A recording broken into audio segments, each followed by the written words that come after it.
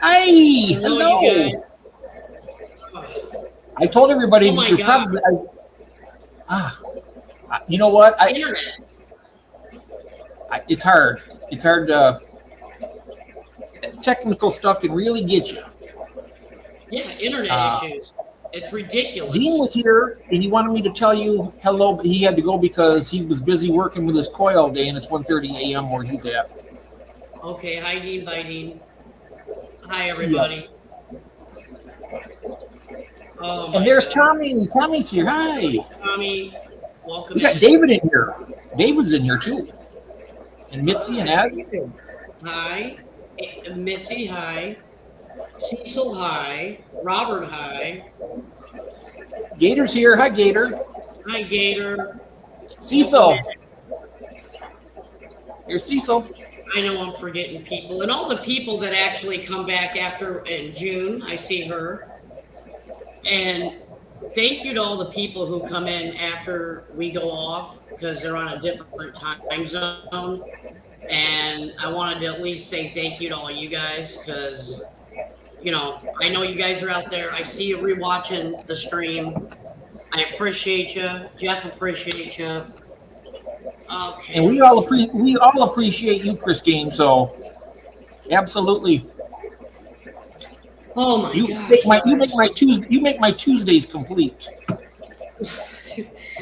I am so trying desperately to keep this internet going. I literally only have 2 bars, and it took me forever to get the 2 bars. And with 1 bar, it won't even let me go into StreamYard. Every time I tried to go into StreamYard, it dropped me. Every time. It would not Hmm. even let me get into StreamYard, except one time. And then I tried to get you up right away so I could hurry up and fire it up. And I knew if I could get you up here and get it live, that I could get to it on my phone, already Y- live. Yep. But I couldn't even get it fired up. I'm like, that's pissing me off. Dang, sorry Well, guys. I mean, don't let that bother you too much. We're here now, and you're terrific, and we're gonna have a fun time. gosh, I hope so. Well, I Yes. picked a topic that you guys gave me last week. Yeah. I forgot already. Yeah, you guys gave me quite a few topics, and I decided to go with Bigfoot. Sweet. All I like right, I it. hope you guys want to see some Bigfoot footage tonight. Oh. I stream with David every Yeah. week. I'm sorry, I had to do that. Well, I was going to switch out the background to Bigfoot and completely forgot. And I had this up because we were going to cover Elizabeth April, and I don't know how many people realize what she is. Don, welcome in. I almost missed you there. If it wasn't for Mitzi saying hi, I would have missed you. Yep. Hello. Don's here. It's late for him too, just like it is Dean. Yeah. Hi, Gator. Good to have you all here. Yeah. Um, I was going to cover. Do you know what a? Oh gosh, how do I explain it to where you'd understand it? Because I don't know if you dabble in this kind of stuff. But do you know what remote viewing is? Remote viewing. Yeah. Yeah. Okay. Basically, they have a camera out, and you can view it from another location, like a trail cam or something. Is that? Okay. That's kind of sort of what it is. But a remote viewer is somebody that can meditate, leave their body, and go to different places on the planet or wherever and see things and then come back and then relay what they see. And the government has found these people with these gifts back in the day, and they were able to remote view, um, like the Ark of the Covenant. They were able to explain to the government why certain wars happened, and stuff like that. So, how do I explain it? So, as they have released files, there's more information about the program with remote viewing, and that is all a CIA thing. Okay, that's who deals with that. So it's hi TK. Hi, TK. Not TJ, TK. I'm sorry about that. Yeah, I think I've had a few experiences of that of my own, Christine. No, I'm just kidding. out of my experience. Yeah. I actually have had one, and that's when Did I you? quit smoking. I have to tell you that story sometime. It's really, really. I tell you what, it was something else. Tell us. Okay, I'm trying to get fast. Okay, I quit smoking back in Fast. You got time? Go ahead. Tell us the story. 2005, and it was a place called Break Free Laser.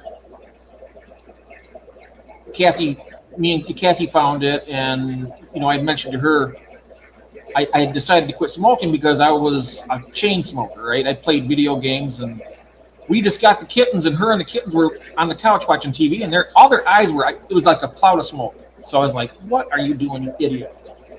Reading all that secondhand smoke in there. So we decided, we looked it up and found Breakthrough Laser. It was $350 to do it, and it took like 6 hours. I knew it was not going to work, so I bought a pack of cigarettes on the way there. Well, it worked. I smoked one on the way there. And then on the way back, I didn't smoke anything on the way back. I got home, I drove. I mean, I was okay to drive. But when I got out of that car and I was walking around to open the door for Kathy, we have our dumpster there, it's called Granger. We have a trash pickup. Our dumpster's out there. And I'll tell you, this is the freakiest thing. And it's not going to sound real, but trust me, this did happen. I'm standing there, and all of a sudden, I got kind of dizzy. All of a sudden, and I could see like a ghost walk out of me with that pack of cigarettes out of my pocket, broke it and threw it in there, and then all of a sudden, bam! I was like, I snapped out of it, and I was like, it happened. I don't remember doing it, but I seen it from here looking at somebody else. I tell you, I mean, I know it sounds far-fetched, but I'm going to tell you, it was one of the most freaky things I've ever experienced in my life. But see, and that's the thing. People hear things, and of course, you're trained to be skeptical of things you see, of things you hear. And it's not until you personally experience something that you truly 100% become a believer of that thing. And that's how I've always felt. I mean, I'll dabble in certain areas and I'll research, and I could lean to believe, but with more evidence, I could be 100%, but usually I'm in the like 70% range. I could be 100% if it ever happened to me. But until it happens to you, just like ghosts, until you see one. Oh, it was definitely me. Well, no. That wasn't out of body. That was kind of like leaving your body to perform a task, but you had a visual. Oh yeah, I seen it. I was there, and Kathy was like, I could hear something in the background. Are you all right? Are you all right? I couldn't barely hear her. Then all of a sudden I seen that, and then bam! It's like. She goes, are you all right? I said, yeah, did you see me throw those cigarettes away? I don't remember doing it. She says, yeah, you got up out of the car and walked over there and did it. And I said, I didn't go past this spot right here. And showed her. She's like, well, you did it. So it's weird. But I tell you something. I was spending about $350 a month on them. And I recouped all that money back in 5 weeks. I never had another urge since then. 2005. It's June, and I did it on D-Date, June 6th, 2005 is the anniversary of it. So every June 6th, D-Date for me. So I like it. Wow. Yep. But I saved a lot of money. I tell you now, I mean, if I kept smoking from then till now, I probably would have spent, especially with today's prices, thousands and thousands and thousands of dollars. we're talking 20 years almost. Oh, we are talking 20 years because it's 25 now. Yeah. 20 years of smoking. And I bought all mine by the pack. And that was the most expensive way to do it. I did that because 2005, how much was a pack of your cigarettes? back then it was about $3 a pack in 2005. And I did 2 packs a day. So 2 packs a day times 30. So that's 6 times 30, 30, 60, 90, 110, 20, 30, 40, 150. So I actually, yeah, I got my money back in the first month. The first month, because how much? Yeah. I thought I spent I about remember hearing about the thing you're talking about, and I was skeptical about it, and I was going to try it, and I didn't. I wonder if I would have had the same result. You know what? I would recommend it to anybody who wanted to try to quit. You have to really, really want it. I mean, I had a big push on it because I was worried about Kathy and the boys, and so that gave me a lot of inspiration to do it. You know, and I wasn't actually breathing that well back then. I have asthma, and I was like cigarette inhaler. I was like that. I had bronchitis 4 to 5 times a year, every year. Oh my gosh. I can't even tell you when the last was I had bronchitis. Covenant big, I mean, thick green. It's like Play-Doh Oh my or gosh. gelatin, like gelatin. It was it Yeah, hurt but so bad. you said you did 2 packs a day, though. That's Yeah. a lot of cigarettes. It is a lot. But I tell you something. After about 6 months of that, I think I had bronchitis one more time after that, and I haven't had it in over 20 years now. Very good. So that's pretty good. And I feel so much better too. You know, the only thing that I came close to what you're talking about and having, like, because you're talking about like hypnosis, right? They do hypnosis and they have they use laser, but it's like acupressure but with laser, so it actually goes into certain areas, certain pressure points of your body. Oh, They do it on your head. They do it on your head too in certain places. And I tell you, I thought it was just all a hoax, honestly. But I tell you what, when I got done with that, it was so comprehensive, everything that they did.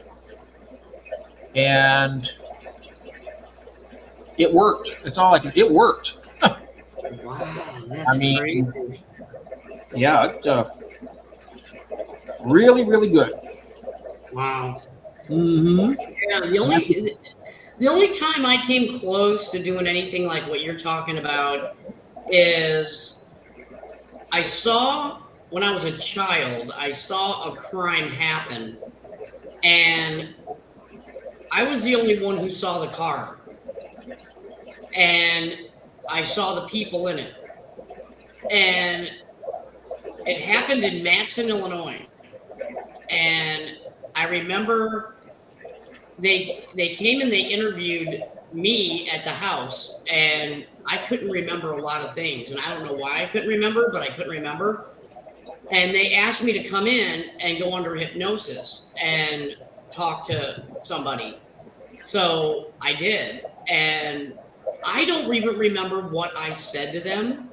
I have no recall of what was said in that whole thing, but apparently I was able to give them the details of the plates, the person that I saw, and all of the village stickers that were on the window of that car, all the way up to that date and what they look like, and just all kinds of details about the car. And they were like, yeah, okay, we got them. And I didn't have to go in as a witness because it was done under that, and they had other evidence that they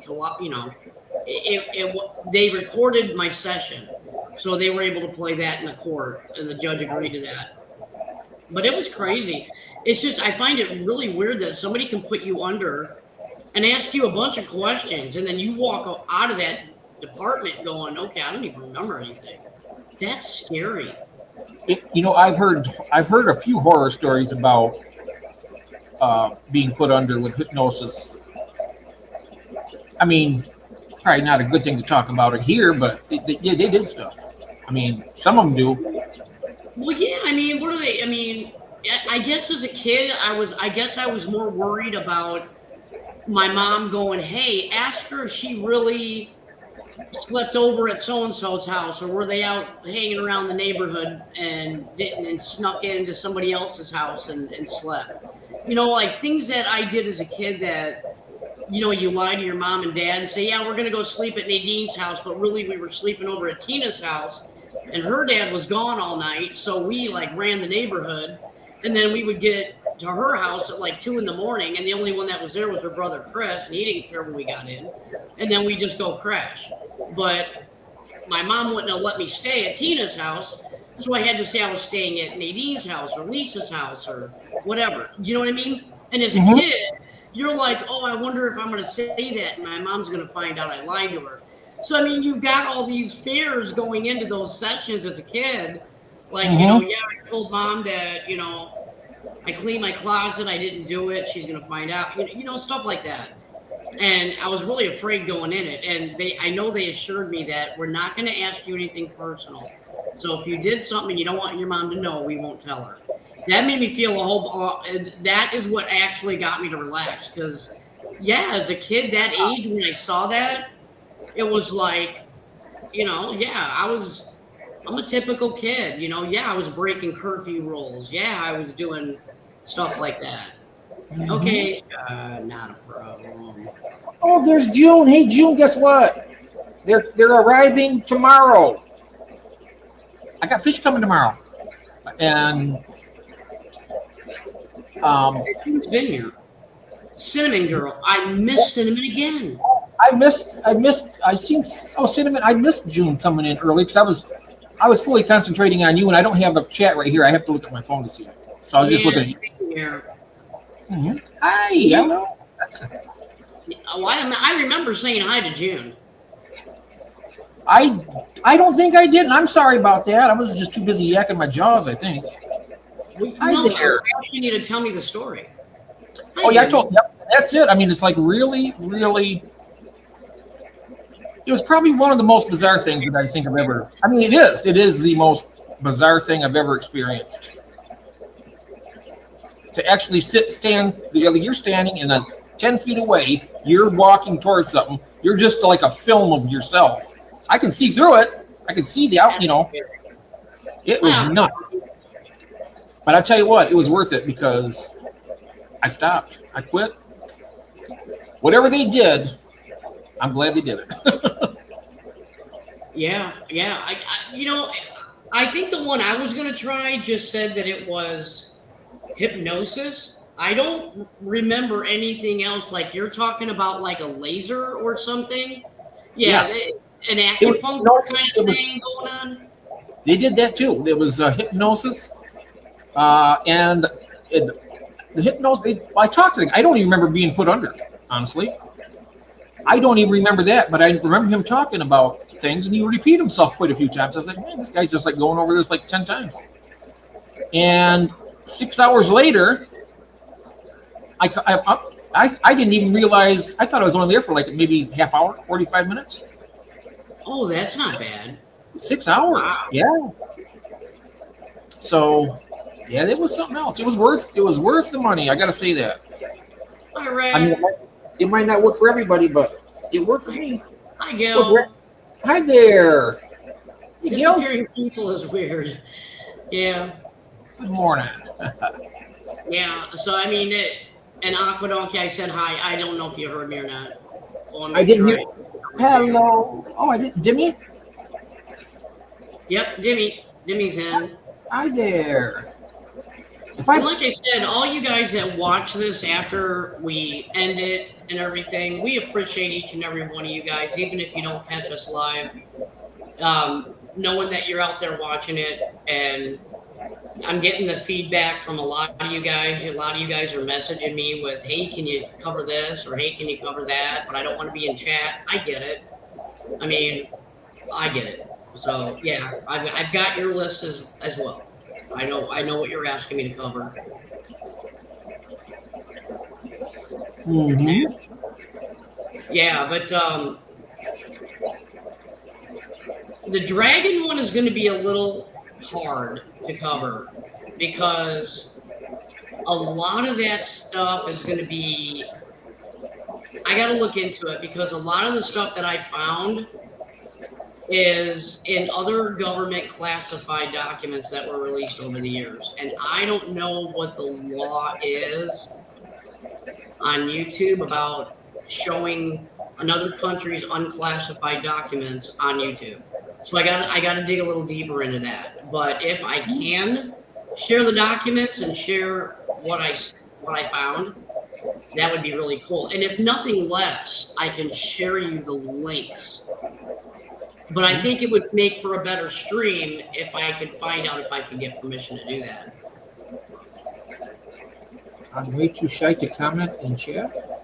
Oh, God. Oh, I forgot to mention to you. You know that? Remember we were talking about that disclosure that was coming out about the aliens and all? I seen the preview for it. Wow. And it's supposed to be, it ain't no BS. It's real. What they're doing. Well, and here's the thing. Like today I had scheduled Elizabeth April. And I had her scheduled for later, but then when I heard about the files being released, I said, okay, I want to introduce the chat to her and what she sees. And it's just open for interpretation. Like I said, Elizabeth April, and what she is a remote viewer, okay? And she can actually leave, go see, and talk to whatever, and come back.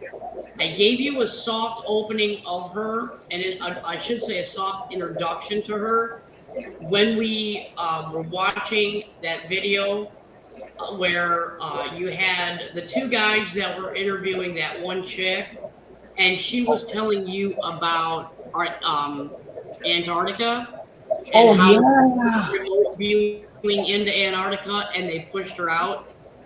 Okay, that's the same girl. Okay, and yeah, and so I do know about what is going to be talked about in the alien files and how much they're willing to share everybody. And it's going to get really, you're going to see a lot of people freaking out. I think that's just my opinion, because I don't think there's enough people that mentally are ready to hear about the human race and what we've been mixed with. Let me just put it to you that way. I don't know that people are ready for it. And I think I really truly believe that if they do full disclosure and release everything, you think Jeffrey Epstein files was a big deal? That's nothing.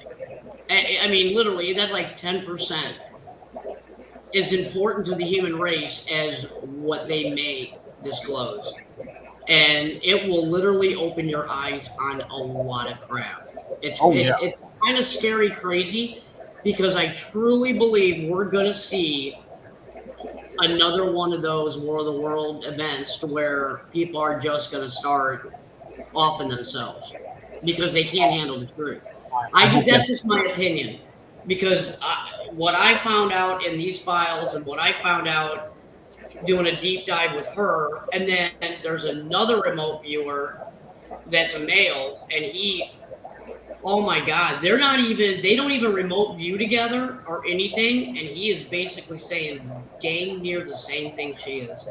That's what's scary, is when you have two people that don't even collaborate. Yeah, right? That's right, Roy. You know what really got me on that when I watched that little clip of it? I don't even know where I'd find it again. But Emily Blunt, she's a weather lady, and she's she got the thing behind her with the map, and she's telling about and then she stops and she turns around, and then she starts going, and they're like, "Are you all right?" And she was clicking. She was making clicking noises. Yeah. Hi, Sam. And it was like they were kind of like, I don't know if they were like taking over her or if they were just and being like a shape-shifting type thing. Yeah. it was, I tell you what, it kind of made me think, it made the back of my hair stand up. I tell you what, it was just so, the way she did it, the way it happened, it was weird. Very weird. Because you could see something. You could see her eyes. They just kind of like changed like that. Yeah. Yeah. No, Mel, there is going to be a disclosure and there's going to be consequences to it. Everybody wants the truth and everybody wants those files to be released. But you know what? And I honestly think he's stupidly going to release them. And I think he's going to get blamed for the aftermath of people who cannot handle the truth. And I mean, but I guess, I don't know. I guess it's like this. If you know what's coming, if you know that it's coming and you know what it's going to be, might be good, might be bad, we don't know. But if it is, I guess what you could do is you could actually decide, you wouldn't just be rash and just grab a 357 Magnum and like that. You would actually have to think about it. You get your family together and talk about things, and I don't know. Well, if they're here to wipe us out, then there's not probably a whole lot we can do about it, really, because with that kind of technology, coming from across wherever they came from, and making it through to our atmosphere and getting on the planet, unless they were already here a long, long, long time ago. I mean, when you think about all that deep sea stuff, you see people talking about stuff down there going into the water. I mean, they say that. Welcome back. Hi there. The ocean floor is. Keep going with your thought because you are actually right on it. And you don't even realize how accurate you are right now. I'm pretty good at figuring stuff like that. I'm pretty sure they've been. Yeah. But hopefully they're not gonna. Hopefully they just want to help us. Maybe they'll. Oh, you remember that one thing we watched? It was on here and off topic. It showed that big ball that was over the nuclear site. Oh, okay, yeah. And the guy said that they had the is it the Geiger counter that does the radiation? Yeah. I got a theory about that. If that really happened, maybe they absorb that nuclear power. Maybe that's fuel for them. And that's why they hang around there so much.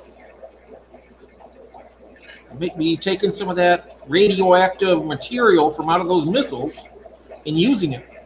Or they're trying to render them helpless because we haven't shot one off, right? Maybe they're rendering them helpless so that when they do fire, they're not going to blow up. I mean, there's a lot of ways you can look at it. I just think there's going to be a lot of people when things. I mean, I hope what they do with this administration that's in there now, because they're so quick to disclose all the information, and then like Epstein, and then you don't see nobody get no arrest. There's no arrest. So you're telling me that this horrific stuff happened to all these innocent children, and it was going on. You know who was doing it. And it's all the big wigs and it's all whatever. And yet, where is our sense of justice to where we see you going into handcuffing these people? Yeah, we're seeing people resign. We're seeing people leave the country. We're seeing people, aging at such a fast rate that, they're this old and they've looked like they're 30 years old and they're like 70 now. And then all of a sudden in the last year, they look like they're 130. It's like, we see it. We're not stupid. We see what's going on. Mm-hmm. But my thing is, where is the accountability? That's great. You release some files. Whoop-de-doo. And it makes me feel like it was just released to prove that one person wasn't involved in it all. Yeah, their name is in it a million freaking times because as everybody's emailing, we got to do this. We got to get this guy. His name kept getting brought up. There's a lot of buses and a lot of people getting thrown under it. Well, you proved that you weren't in it, you didn't do it, and you weren't guilty of it. Whoop-de-doo. Now, where's the justice? Do you know what I'm saying? I mean, I understand why he released it for him and his ego, But what about our justice? You know, we're the peons whose children were the ones who were kidnapped, never saw again. You know, I mean, where is the justice for everybody? I mean, all those kids that came across that border and they can only find less than half. Where are those kids? Where are they? Nobody cared.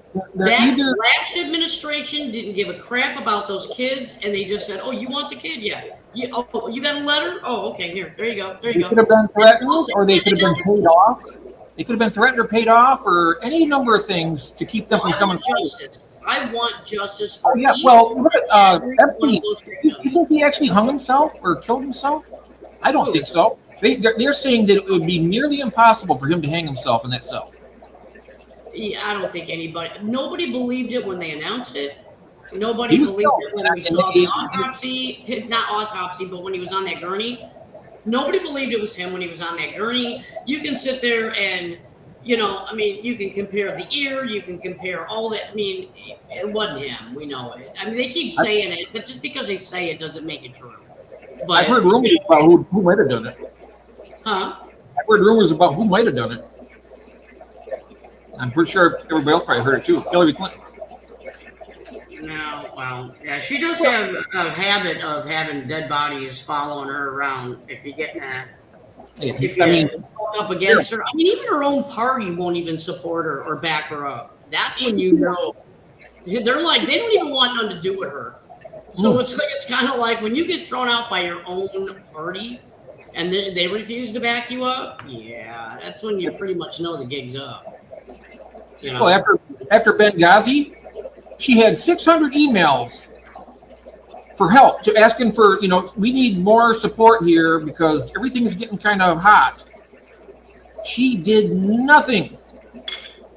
Well, no, of course she didn't. She did nothing, and we lost. We'll have the people. Visual of that one dude getting dragged through the streets like a piece of meat. I don't want to talk about that. That's another. What's that? What piece of meat? What did you say? When they broke into the embassy and they started pulling him out and they started torturing him and stuff like that. Oh yeah. I don't even want to revisit that because those families aren't going to get any justice either. They never will. Well, you know what? They will, because on Judgment Day, those people are going to suffer like hell. And as soon as they pass away, I'm sure they're going to be judged. Well, I do see a shift in justice a little bit. And I'll tell you what, their worst enemy, to be honest with you, right now, is conservative podcasters. Those are their worst enemy. Because when you have one party in office and that other party is bad-mouthing you, it's just noise to everybody because they're like, yeah, you're whatever, so you're going to hate them. I get it. When your own party starts calling you on crap, that's when people go, huh, okay. You know, they were all on this train and now they're questioning. And now they're coming up with proof. And now they're coming up with this. And then you're like, huh. Is there nobody that's 100% just honest and does the right thing? Is there any people left in the world like that? It's nuts. It's crazy. I don't think anybody does 100%, but I think there are good people, and there are definitely evil people. Yeah. And if you're gonna do that to children, I swear to God, you're gonna burn in hell for that. Anybody that does that. Yeah. Well. And here's the thing. I don't know how many people know this. Hi, Mark. Welcome in. Hi there. But I'm just going to throw this out there. And you take this information, you Google it, you chat GPT it, you can check it all different ways from Sunday, and you will find out it's the truth. And I'm just going to leave you with this. Is, you know how they're saying that like Jeffrey Epstein and all these people, they were eating babies and stuff like that? Yeah. Okay. I heard about movie stars doing that. Okay, well, just always keep in the back of your mind and Google it, research it, and everything else that a human being can't cannibalize another human being without getting a certain disease.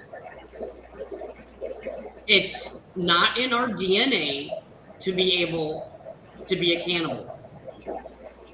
Okay? Well, they're less than human to do that in the first place. So maybe it's just They have different DNA mixed in with them that allows them that they need it. That's why they have to have it. yeah. I know that they had that plane that landed in the Andes, where they had that team of, I don't know if they were skiers or whatever, they were a team, and they were stranded on that snow, ice, cold, and they lost people, and they didn't have any food, and they resorted to. Well, yeah, because I mean, if you're talking about starving to death or surviving an incident, you're not going to care if you don't if you catch a disease. What I was hearing though is they're telling these people, like, you got these rich people that are movie stars or whatever, that if you eat these kids, it's going to prolong your life, and they have some science idiot that doesn't know his A from a hole in the ground telling them this. I don't know what they're capable of. I mean, there's some really terrible people in this world that, I mean, they won't even be welcomed in hell. Seriously, they're bad. Yeah. I mean, they're going to be. But there is, I don't even know how to explain it, but we'll dabble into it later, and not too many left. Yeah, a lot of words. Oh yeah, well, exactly right, June. That's where. Oh, that's where I get so pissed off, because when they sit there and they talk about, we're going to release the files to show you who's not in them, and I'm going to prove that I'm not in them, whatever. Okay, where are the arrests? Where is the accountability? Yeah. I mean, these are kids that were taken and abused. They were taken by rich elite people who thought they were above the law, and they didn't even think twice about it. They went and they abused those kids like they were just a piece of meat or a commodity. They weren't even human. I mean, they're terrible. They didn't look at them as a human being. They were just something to do. And they thought, well, this so rich and so powerful, but they're never going to come and get us because we got so much money we can grease anybody's pocket. Yeah. But I think that is the case when you get people that have so much money. I mean, ungodly wealth.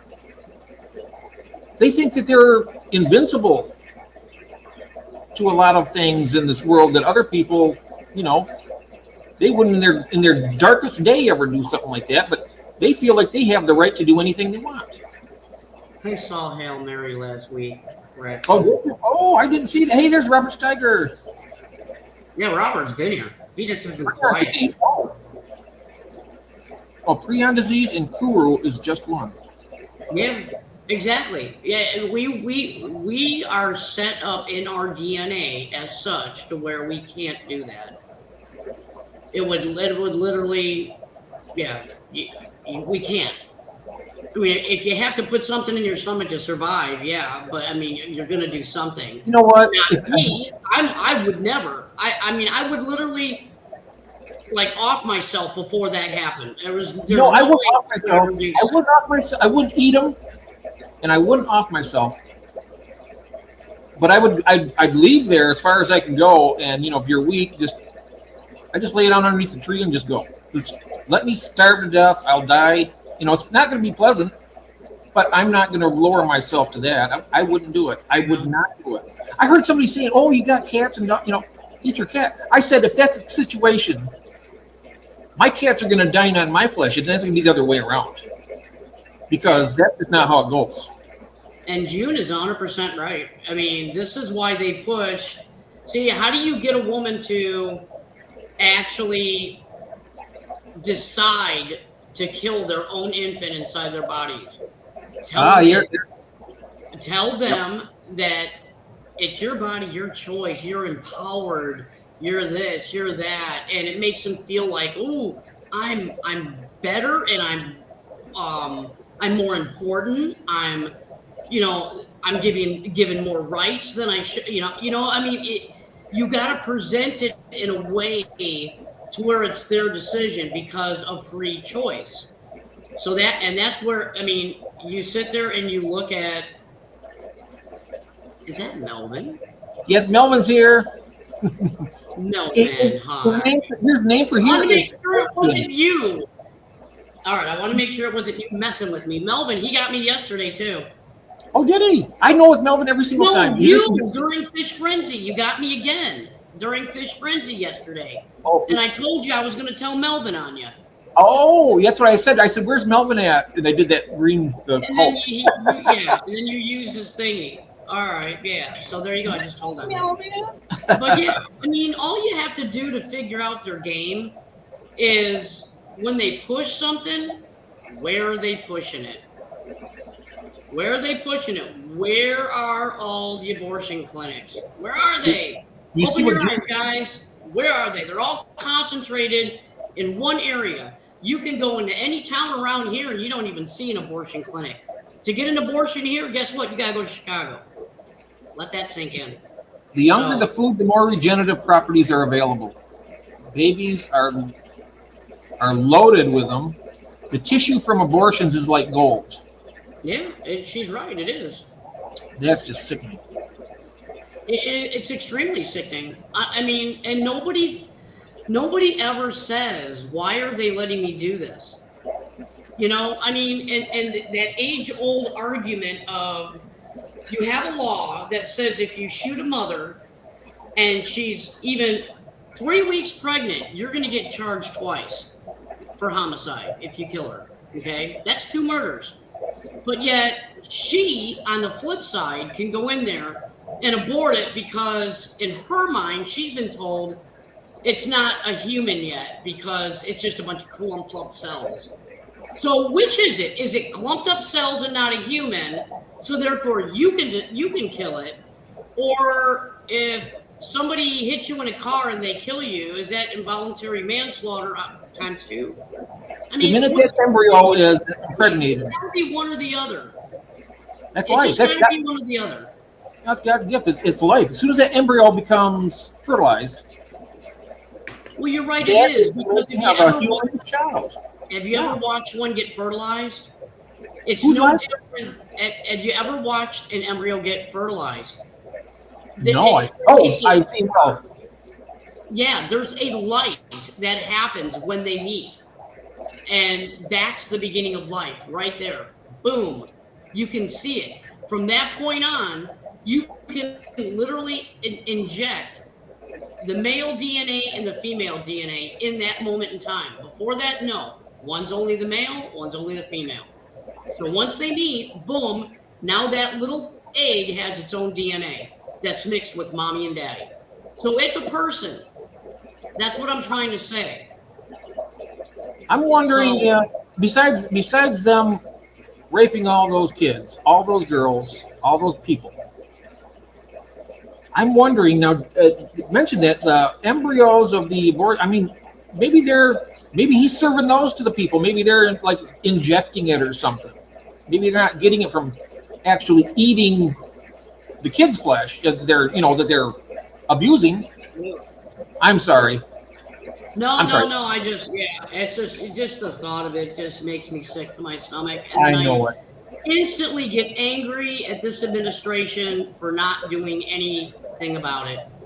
And I'm sorry you can, agree with this administration, not agree with them, say they're better than the last, whatever. I don't care. I want to see arrest. Right's right and wrong's wrong. Yes, right and wrong. Yep. Exactly. I want to see arrests. I know why they're not going to do arrests. I know why nobody's going to be held accountable. And And to me, it has everything in the world to do with the fact that this is the reason why, going back to your original statement, that you said you believe they've always been here. And yeah. I'm going to tell you, there's more to these underground cities than what anybody realizes. I didn't even know we had underground cities until we heard about them. Until I heard about them here. They say they're all across the country too. Underground cities. Do you remember back? Was it the 80s, guys? 80s or 90s? We heard a story about somebody that was walking their dog or something down the street, and I can't remember what state it was in, but they claimed they looked in that drain where the water goes down, and they saw a lizard. They saw a reptilian person that looked like a lizard. Oh, wow. You guys remember that story? Oh, I'm afraid to look up. Sinkhole in Pennsylvania. Yikes. I'm going to try to look something up, guys. If I get bounced out, I'll have to come back in. What, Jeff? Oh, what do you mean, Mel? What? I'm wondering, though, another thing, too, and we have all this. I don't know about you guys, but every time I turn on my YouTube, I'm going through, I just hear everything about nuclear war and all this other stuff. I mean, it's like over and over. It's like imminent.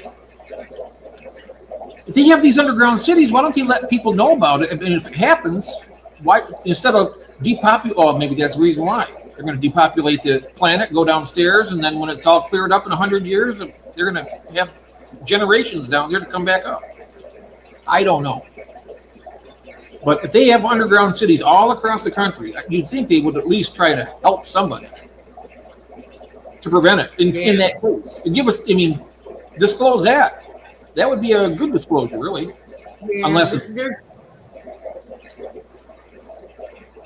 All right, there's the book behind the sewer alligator legend, but that's 2009.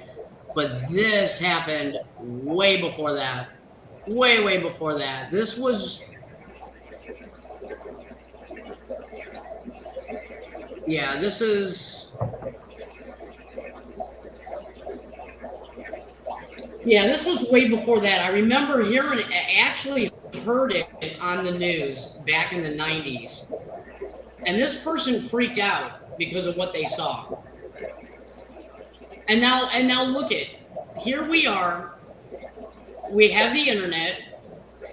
We are literally watching live broadcasts of news media, and you can see their eyes moving like that, blinking like this with the long slit pupil. Do you know what I mean? Oh, yeah. You look that up on YouTube. There's videos, TikTok, all day long of reporters that are their eyes are acting like reptilian. I mean, and that weather woman in that disclosure. Oh, and the weather woman that was doing that, and she started, her eyes changed, and she started doing the clicking. She was making clicking sounds instead of talking. Yeah, I'm telling you guys. I hope everybody's ready for this. I hope they are, because I'm telling you, when this all comes out, you guys we're all going to be in this chat room, and we're all going to be like, yeah, I'm kind of like. I already have a theory. I have a theory already, Christine. I bet at the beginning they're going to hear this like a radio mess or something coming through the satellites or something with that clicking sound, and then when she does it on national television, doing the weather thing. I mean, I have a feeling that's what's going to happen. They're going to have that sound before, and. Well, eventually we're going to have to make a choice of whether or not we want to live with them peacefully or whether or not reporting reptilians in the sewers. I think Jessica Jones, remote viewer, was talking about this. Yeah, there's so many remote viewers, people, and I don't know if they all do this. I know Elizabeth April does this. She surprised. She's got a whole program where you can go on her website and you can, I mean, she's got over almost 2,000 videos. It's well over 1,000. And she's got like things that explain to you how to open your third eye, how to do it. She said everybody is able to do it, but when our third eye is like way back here and we're watching it in a three-dimensional world, which is what is the black box, and that's why our brain is thinking in this world and not at a higher level. And I mean, it's just, but she talks to the Federation when she remote views. She talks to the White Hats. She talks to a lot of different, I guess I can call them alien species that have been here. They've been here all along. And that's what she says. They have literally been here all along. They never left. They were here. They feel Earth. Hi, Lori. Who? Sorry. Hi there. Oh, hi, Lori. Oh, Lori, the auction is on April 4th. Just to let you know that. Remind me to put that before tonight. I got to put that on my post on my page. Okay. That's just another way somebody's going to be able to remember that. But yeah, I'll make a post on it on my community tab to remind everybody. But yeah, I mean, she's got a lot of disclosure, and I don't know how much is going to be in the files. She doesn't know if what they're going to release is going to be just, okay, spaceships, and yeah, we do have contact with little green men, and yeah, it's, you guys are right. We do have the men. We do have this. We do have that. The men in black, those are CIA agents. Yes, we kind of figured that all out already. And yes, they're all underground. Yes, we've been reverse engineering. We pretty much, I mean, 30 years ago, you'd have been called a kook job. Okay, now we have more evidence. Now they're releasing more information. And they've softly released it to where we can all years and years they've been releasing bits and bobs of it all along. I think they're just softening us up. And this last thing is just, the lube. I'm sorry, but they're getting us ready for the big review. I don't think it's going to be in this. I think this is going to get everybody thinking about it and taking us up that next level.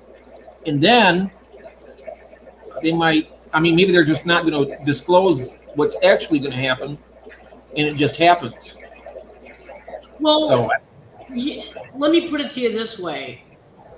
All of the leaders of each country on this planet, they are not running the world.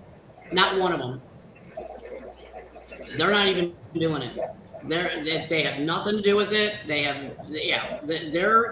They're allowed to have so much power and to do so much, and that's it. And the way that it was explained to me by watching these videos is they want full disclosure. These aliens, okay? Oh, they want it. They want it. They're the ones that are here to help us want it.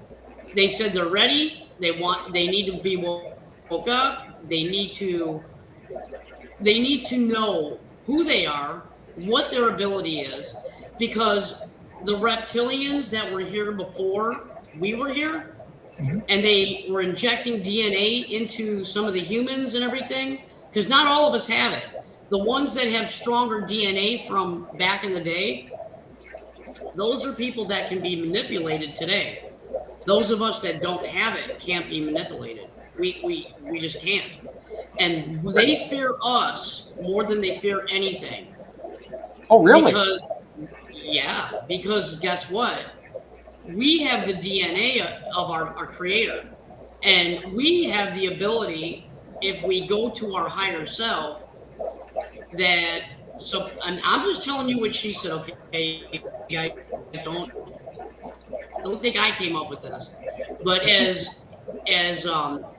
she says, that when Jesus was born, okay, that all the things he did walking on water, healing the blind, all of that stuff that proved that he was the Son of God.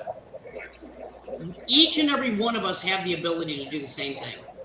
She goes, but us humans right now do not know that. We don't understand it because they keep trying to oppress us. They took away all our free energy. They took away all that. There's so much knowledge of this planet that they took away. They took away almost 300 and something years.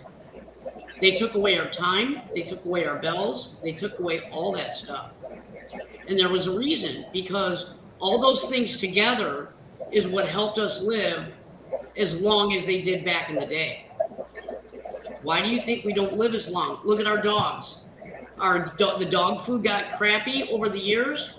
Mm-hmm. And what? Labrador went from living to 18, 19 years to now barely 13. So, yep. I mean, when you think of horse and buggy to now, our spell. it's 150 years, right? That's your great grandparents for 150 years. He went from, nothing to this, to talking hundreds or even thousands of miles away. I mean, what we have right here, could you imagine bringing somebody back from like 1800 and being here it is, this is what it's about. And they would just go nuts. If you brought somebody back from 3,000 years ago, they would look at you and say, oh, that's child's play. We're much more advanced than that. Oh, really? Oh, yeah. Oh, yeah. Back in the day, they knew way more. And there is a very, very, very huge connection. And this is what she said. There's a very huge connection with the reptilians and the Illuminati. And that's why they keep throwing 33 in your face. 33, because that's the highest Masonic that you can go. 33. That's what it means. So every time you see somebody saying 33 and they repeat it 33. Oh my God. Again, 33. Here you go. This is coincidence. My mother had me at age 33 and she died when I turned 33. Wow. 33. That's it. I'm just play on numbers. But she was 33 when I was born. I'm the youngest of four, and when she died, I was 33. And actually, that's crazy. That is very crazy. But Mitzi, actually, and I always thought it was a reset too. I always thought it was. That's the way I always looked at it was, resetting it, starting over. Hi, Greg. Welcome in. Hey, welcome in.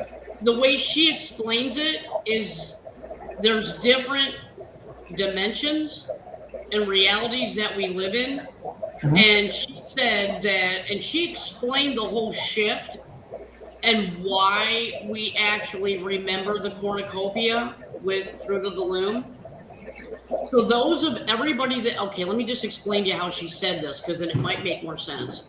Okay, those of us that remember Pikachu with a black tail, those of us that remember the cornucopia being with the Fruit of the Loom, we have actually opened up our higher awareness, okay? So we are going to slide right into the next higher... Evolution. Dimension. Dimension. Yeah, because this planet will keep shifting to different levels of awareness and dimensions. We already shifted up. That's why you can get somebody to say, okay, don't you remember that? And they're like, no, it wasn't Berenstein Bears. It wasn't this. It wasn't that.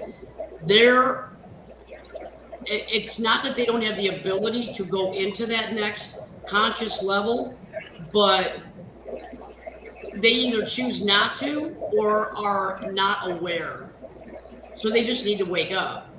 But those of us who are woke up and we see what's going on, we know Pikachu had a black tail, and he did. We knew that there was a cornucopia, because there was. And we were able to prove that we were right. Monopoly guy with the, that was another timeline that we shifted out of and went to another one. That's why we are in a totally different timeline now. That shift happened with CERN. That's when we got shifted. That's when it all started. And now we're in a different timeline, a different reality. This one still exists, but we're up here. Those of us are up here, okay? And those other people, they are up here with us, but they only see what's being presented. But because we saw this and we're aware of the shift, we see what was. Mm-hmm. And we're aware of what was. That's why you can't look at us and go, okay, yeah, there was no cornucopia. No, that we know there was on Fruit of the Loom. I know it. I mean, I can remember being a kid and having to do laundry and looking at those white T-shirts of my father's and seeing the cornucopia on it. I know it. I know what I saw, and nobody's going to tell me different. So I know when they were saying it never was, the minute, and she said that the minute you hear it and you go, no. She goes, you have woke up. You know that you're now in a different timeline. You may not realize that's what's happening, but you know that your reality just changed. And they're trying to tell you something that you know is not true. So now we're up here. And we're about to actually go into another timeline, guys. Now, I'm going to ask a question to you and everybody out there right now. When you were a kid, all you guys, when you were a kid, did you ever feel your ear and feel those little ridges on your ear? There's like, if you feel it, there's a few bumps right there. Have you ever done that? Okay. I'm just saying, I'm just wondering if everybody done that or not. You can feel it. You just got to be, back when you were a kid, they were more, but I'm just seeing if anybody did that or not. Now you got Did me you ever do it when you were a kid? You never thought about that one? I may have, but never thought about it. I'm going to turn the fan on, and I'm going to take off this jacket. All right. You haven't done that, Jamie? Oh, wow. Not that you can remember. I can remember it. And I've always wondered about it, you know, how we got that. It's like I hated my ears. They were tiny. Oh, well, that's all right. Jeff, a tracking device? I don't know if it's a tracking device or not. All I know is maybe it's some kind of identification for whoever is going to be the next, you know. It might be like a fingerprint, those little ridges on your ear. They might be able to look at that and say, yeah, this is this person. You never know. But I don't know if anybody, have you ever, negative Ghost Rider, I'm weird, okay. Has anybody done that? I remember us and my friends, I think we were about, 6 or 7 years old when that happened. We were little, but we were like, oh yeah, look at that, feel that. It was weird, but we did it. Okay, I'm done with my crazy rant. I was just asking a question because. Oh, Jimmy said she's never watched Pikachu. Okay, well, I had a son, and that son was a Pokemon freak. As soon as it started coming out, I was the mom who stood in line at the card store waiting for the cards to come out and going and getting him his cards, and he would open up the packs of cards and stuff like that. So, yeah, I know for a fact that Pikachu had a dark tail. I know he did. It's something that you know for a fact. He had that dark. So, yeah, that was the reality I lived in. Mm-hmm. Right. Aliens are tracking bloodlines. Oh, you too, Greg. Yeah. I just remember doing that when we were in the playground. Like, hey, look, fill your ears. We did that. And I was like, whoa. I don't even remember told me that. I remember. I don't know what time it is with the temperatures outside, but man, it's getting hot in this house. It's like, what did it go back up to 80 something? Mitzi just had to turn her air on. I'm like dying in here. This is ridiculous. I wonder if you can Google it. Ridges on human beings' ears. Ridges on human beings' ears. I wonder what they'd say about it. Maybe it's just our crazy little group back there in Lansing, Michigan. Just us 4 or 5 kids. Maybe that's the only ones that did it in the whole world. You never know. We might Yeah. because nobody here's done it. Well, my son has all his Pikachu cards. I'm gonna have to ask him to see, because somebody said that some of the things didn't switch over, that because of glitches. So when we shifted, that's why some people still have proof of these glitches. You know what I mean? Like one lady, or one, was it a dude or a lady? I can't remember. She went into this whole thing on her live and showed the shirt that she has with the Fruit of the Loom cornucopia on it. She's like, I have it. It's true. And this used to be like my dad's shirt or whatever she said. So she was able to prove it. But so, I mean, I guess it might depend on, because I mean, not every shift is smooth. There's glitches, there's, you know, whatever. And there's enough people. There's a dude out there I know for a fact that has quite a few of those glitches in a safe. And he pulls them out and shows you, this is what I got. And he puts them back in the safe. And he shows you that he's got some of the things that they said never happened. And he proved they did. And it was, I think he's got the Berenstein one. I think he's got the cornucopia one. The other one. He's got 3 different ones he showed on that video I watched. I can't remember what the other one was. But yeah, so I mean, it's just really it's just really weird. It's crazy, guys. You know, I've often thought that, you know, us as human beings, our lives are like a gigantic puzzle, and every year we get older, we're putting another piece. I think everything's going to be revealed somehow as we progress and put that puzzle together. It's like learning stuff as you get older. You become more aware and stuff sometimes.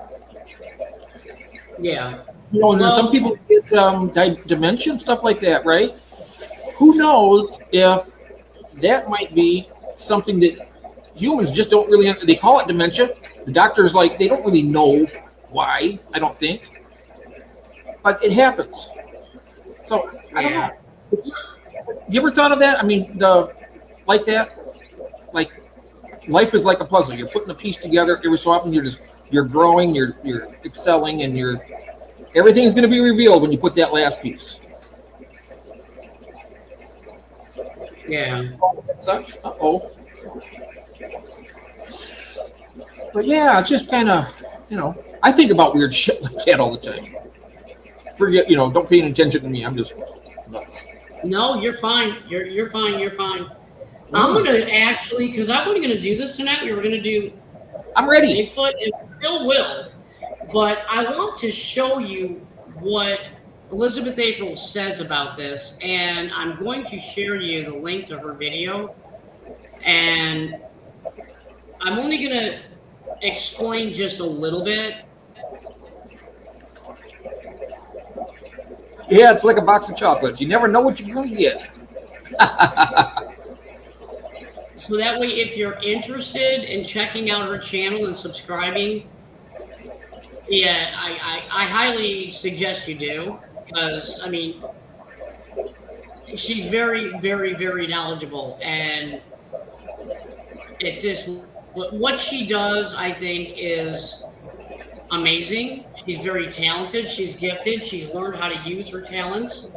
And yeah, I mean, I'm going to give you a little bit of what she talks about. What she's talking about is the rapture and timelines here, just to give you a little snippet of what you're going to see. If you go to her channel and you subscribe and you start watching her videos, you're going to see what she actually is about right here. Everyone was talking about the rapture. So let's talk about that first, and then let's talk about timelines, because they are actually the same thing. So it's interesting to tie these concepts together.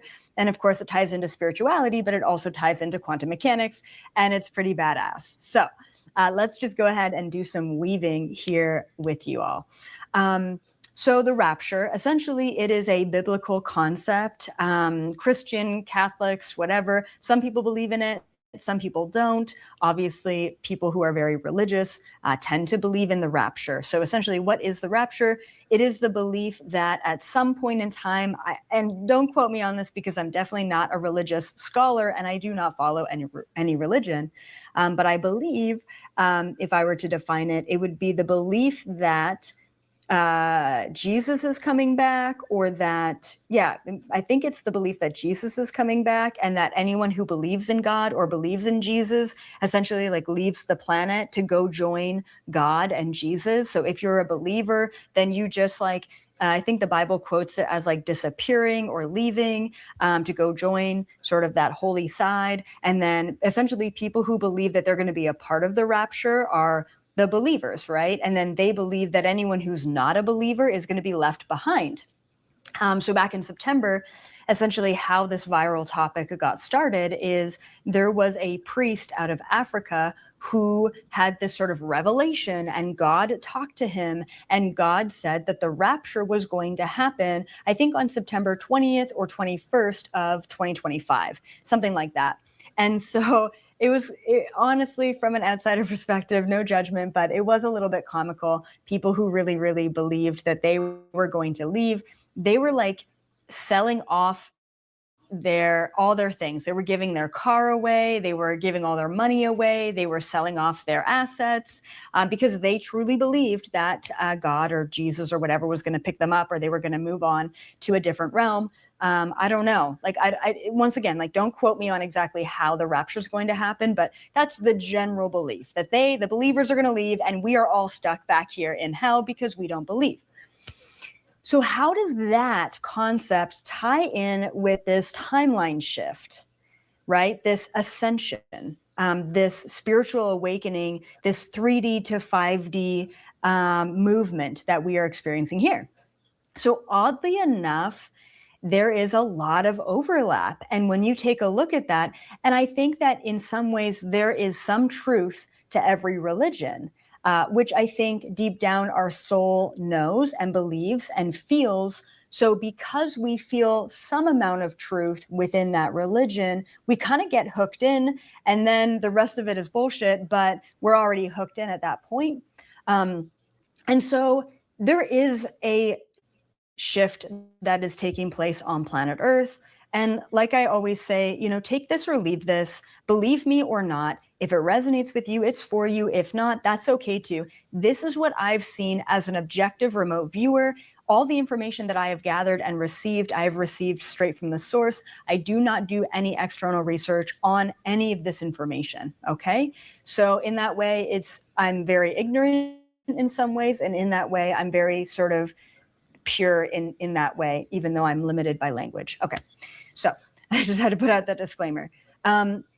What I've seen and from what I've heard, especially from this organization of galactic beings, that there is going to be a shift in vibrations on this planet.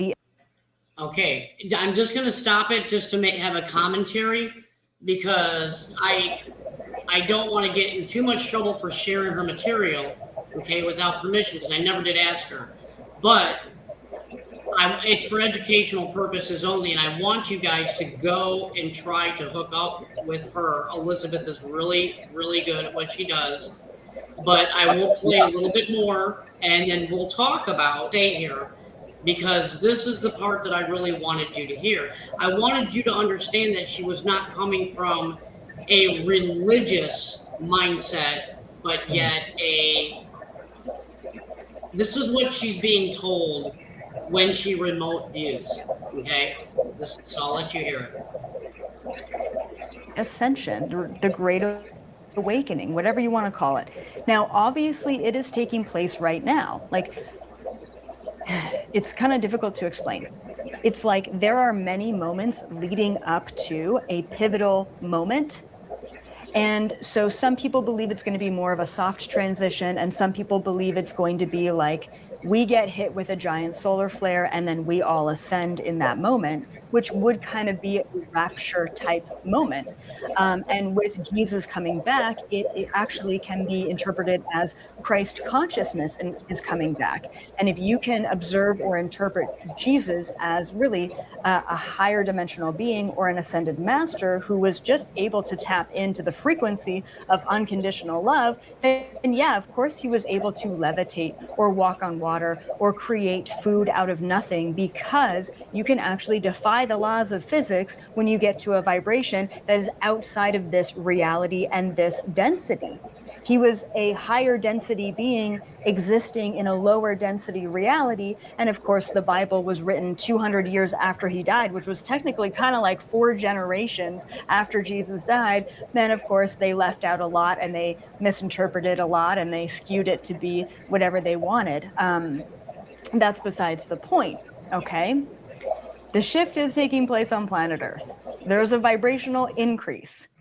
And back in 2011, when I first initially was asked to be a part of this, what was it? It was a meeting with the Galactic Federation with these beings that I had no idea who they were. They were talking about this moment of ascension and awakening, and how certain amount of people are going to move into a higher vibration, and then the people who were not awakened were not going to move into that vibration. I remember I was like, 19 years old at the time.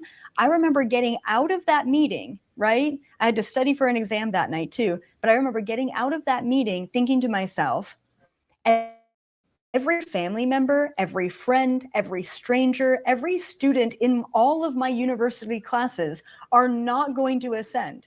They are not going to move on with me. Like, I am going to be alone in this new place. And that's how I interpret it. Obviously, so wrong, okay? I can happily say now that look at the internet. Like, look at the amount of people who are waking up, channeling higher dimensional beings, gathering access to information, having incredible experiences outside of their body. Like, compared to 2011, okay, we are in a very different place in a very short period of time. So it gives me hope. It really does. And we're going to talk about who's going to move on and who's not going to move on and what that's going to look like and how that's going to play out. Because, and I have recently remote viewed it, there is going to be a moment. There is going to be a moment, a very definitive moment where essentially the new Earth is now the dominant Earth and the old Earth no longer exists. And people who are not in the higher vibration are going to essentially not exactly move on to the new Earth. And it's funny because, you know, I laugh at the people who believe in the rapture and Jesus and God and like kind of like, oh, that's so ridiculous. And what I'm saying is probably 10 times more ridiculous than what they're saying and what they believe in.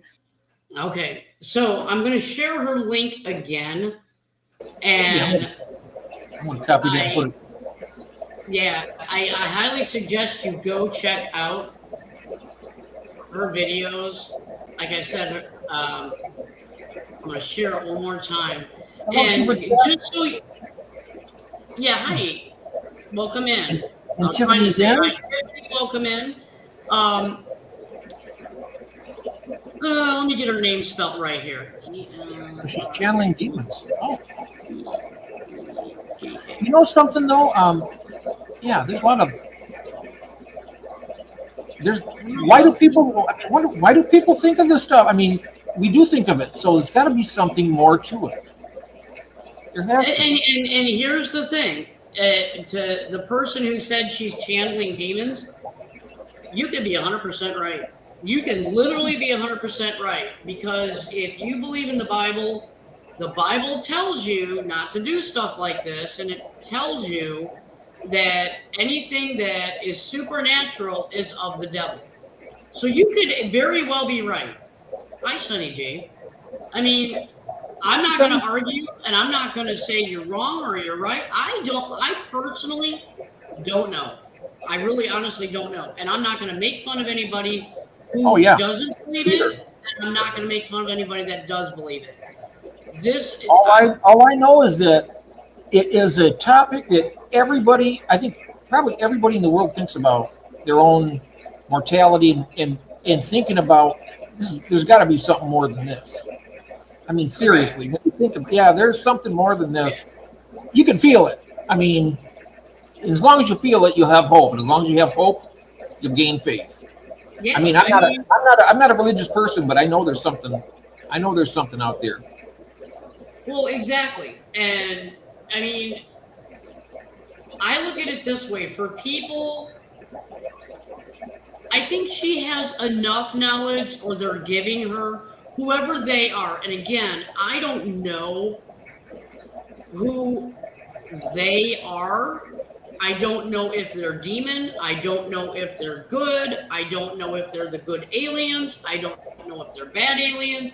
I don't know if they're the reptilian. I don't know who she's channeling and who she's talking to. Okay?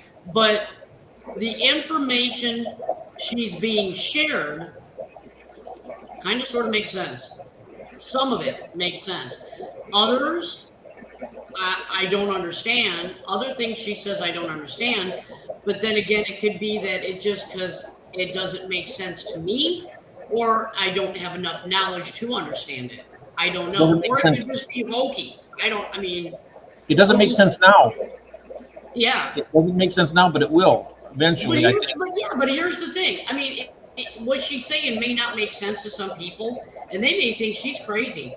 But you can't deny that we're, like I said, we're getting news reporters that are having lizard eyes. We're getting lizard eyes off of elite people that are out there in the world. We're seeing our Hollywood stars and our singers go from being this beautiful person to all looking alike, and then now they look like shriveled up raisins. What's going on in Hollywood? Something we gotta all agree is going on. Something weird is happening. What? I don't know. I don't know what it is. All I know is I'm glad I'm not involved in it. I'm glad I don't know it. I don't want to know it. And back to our original, what started this whole thing, I just know that I want people that are guilty of what we talked about earlier. I want them arrested. I want them to be held accountable, but I really don't think that's ever going to happen because those people are living in underground cities and you're not going to get them. And they're being protected. That's all I'm going to say about that. But also, before I forget, now, Elizabeth also has a web page that you can go to. And she's got like a book, and it's called Your Anxiety Gives Me Anxiety.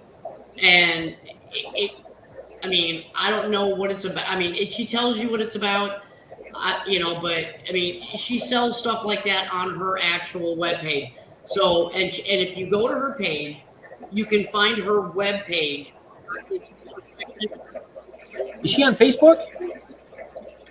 I don't know if she's on Facebook, but you can go to her channel. You know, let me see. I can look for you. Try something fishy. Yay there. Let me see if she's on Facebook for you guys. Actually, I gotta get off the video and actually go to her channel. Okay, more. She's on her. Here, you know what? I'll share her. Oh, yes. Okay.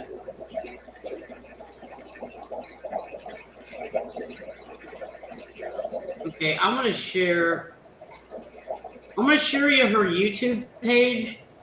Okay. This is the actual link to her YouTube page, and let me see.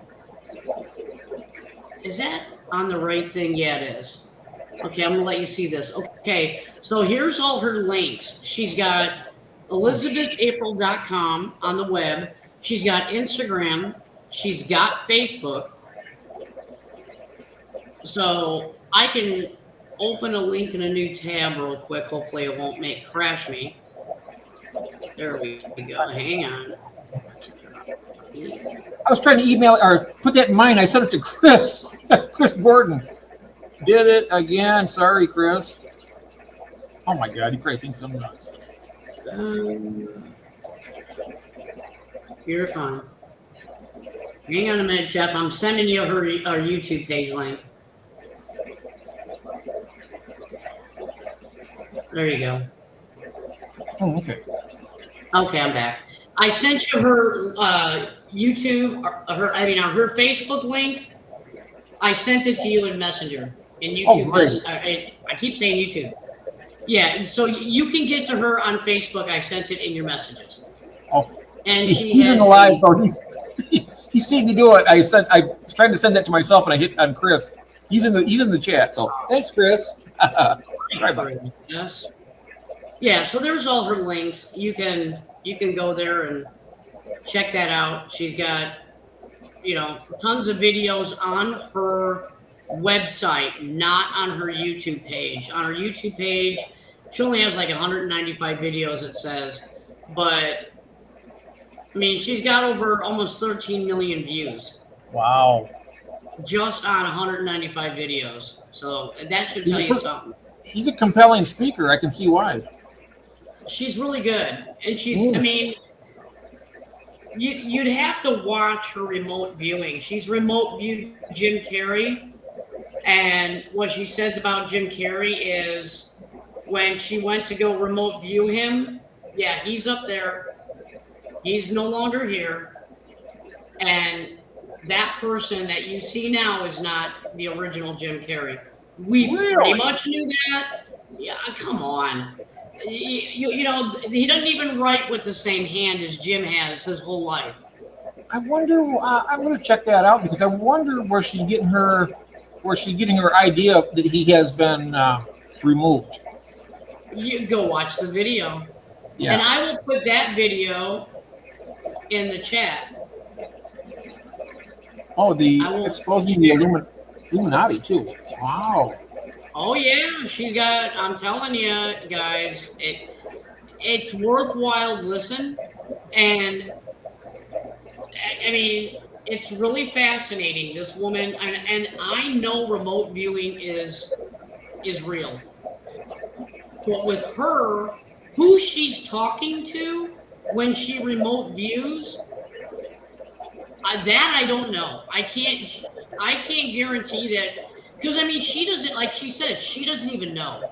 She has names for them, like the white hats. She doesn't know who they are or what their names are really. She just calls them the white hats, and she can only tell you what she sees when she's there and what she does. And she explains to you how she can look at a whole book and be able to see all the information in that book and go, okay, I got it.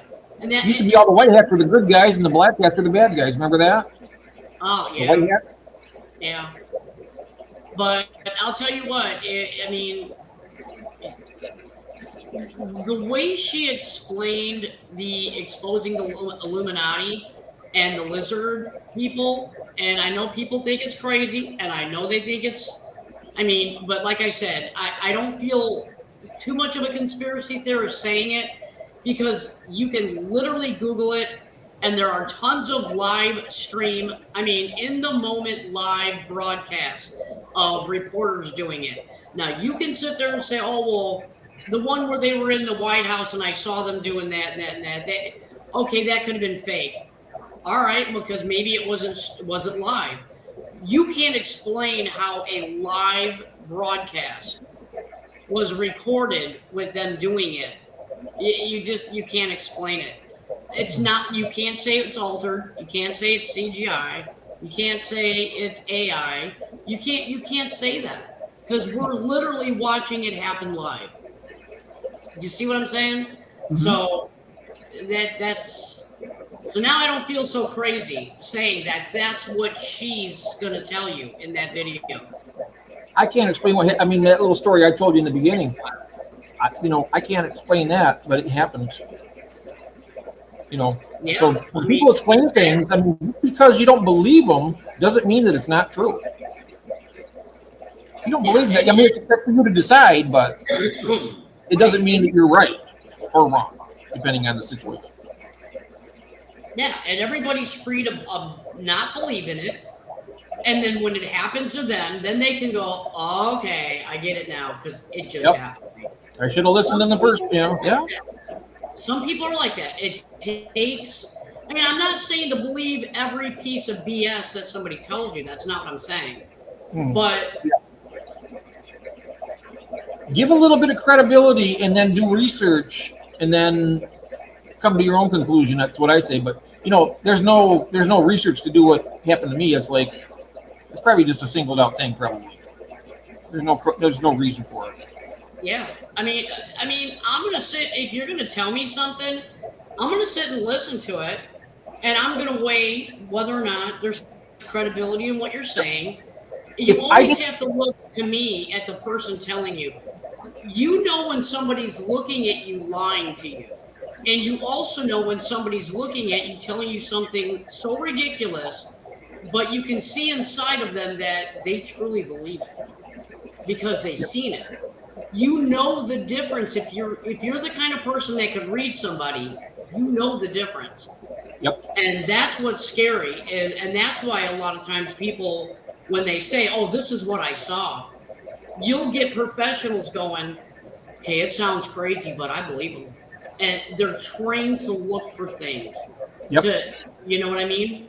Mm-hmm. So, I mean, just take it for what it's worth. I mean, or like she always says, take it with a grain of salt. Yeah. Take it with a grain of salt. If it's for you, like she says, then if you're ready for the information or it's for you or it resonates with you, then by all means, listen to what she says.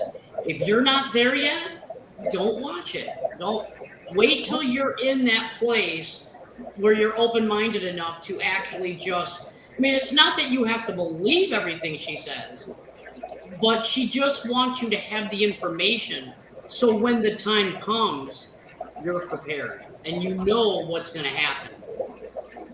And that's all she's saying.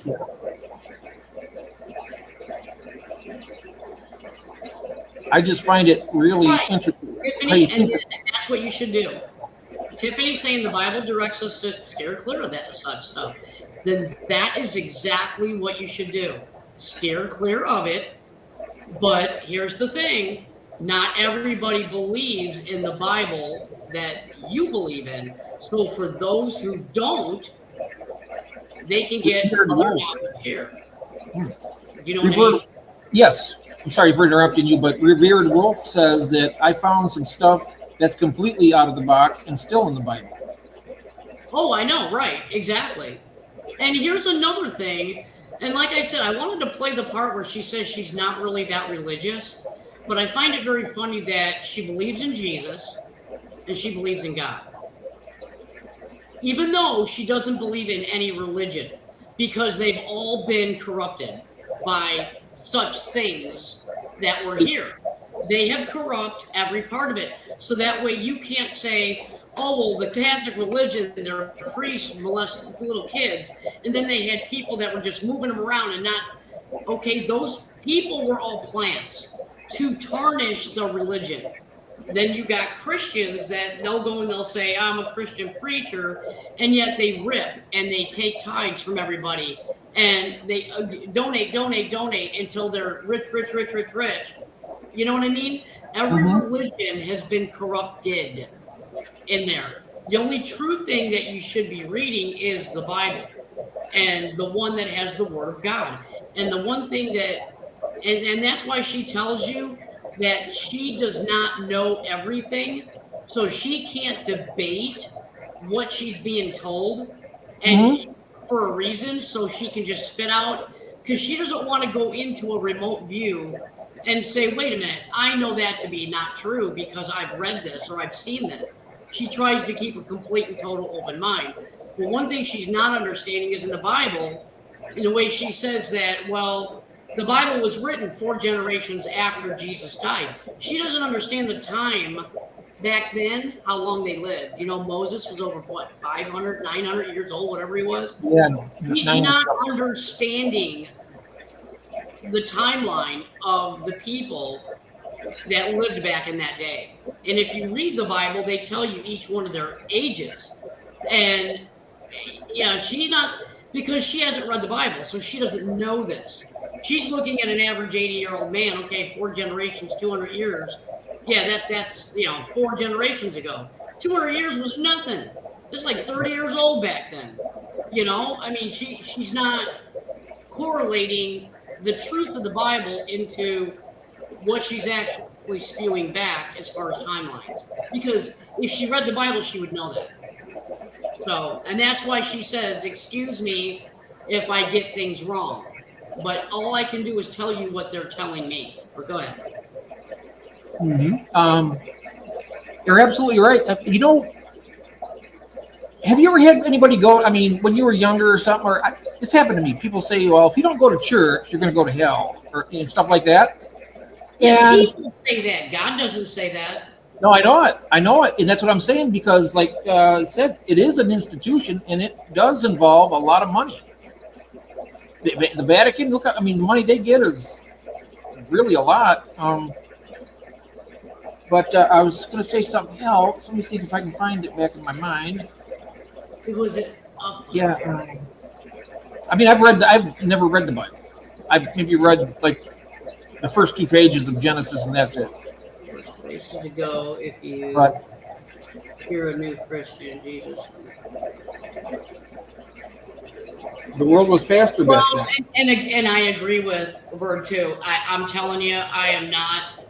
I have friends that are in a church, that do go to church, and it's, yeah. I'm not very close then, Robert. I'm not very close at all.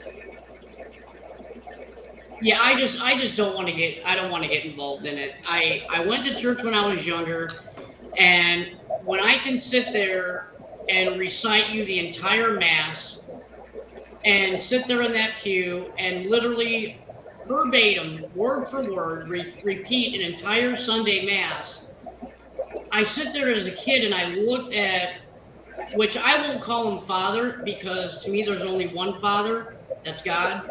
So I won't call him my father or father, even though they want to be called that. No, you're not. You're not my father. You're not God. No, you're not. So I have a hard time with that alone in the Catholic religion. But he sits there and he's reading the Bible and reading the Mass, and I feel, as a little child, I wanted to go up there and say, hey, do you want me to read it for you? Because you should know this by heart. If I've known it, and I'm only 8, and I can recite your whole sermon, why are you reading it? You should be able to just stand up there and look at all of us and recite it. And they don't. They read it. But yeah, there was stuff going on in the church that I went to with those altar boys and stuff. And that was St. Lawrence O'Toole in Matson, Illinois. I'm telling you guys, it sours you on wanting to go to church when they infiltrate the house of God. And it's like, and then I got to the point where I went to go check out the Jehovah's Witness. I went and checked out the Baptist. I went and checked out the, what's the other one? Oh gosh, Mormon? No, what is, can't remember that other one. It'll come to me. But I've been into so many different religious houses because all my friends were different religions. And it was funny too, because back in the day when I grew up, we all got along, every single one of us. But, and we would all invite each other to our own churches and stuff. But yeah, I mean, I learned at a very young age that the best thing to do is just read your Bible and believe in the words that God tells you. Everything else is noise. I just believe the word of God, and that's it. That's where I'm at. I'm not going to church. I'm not going to sit there and sing songs.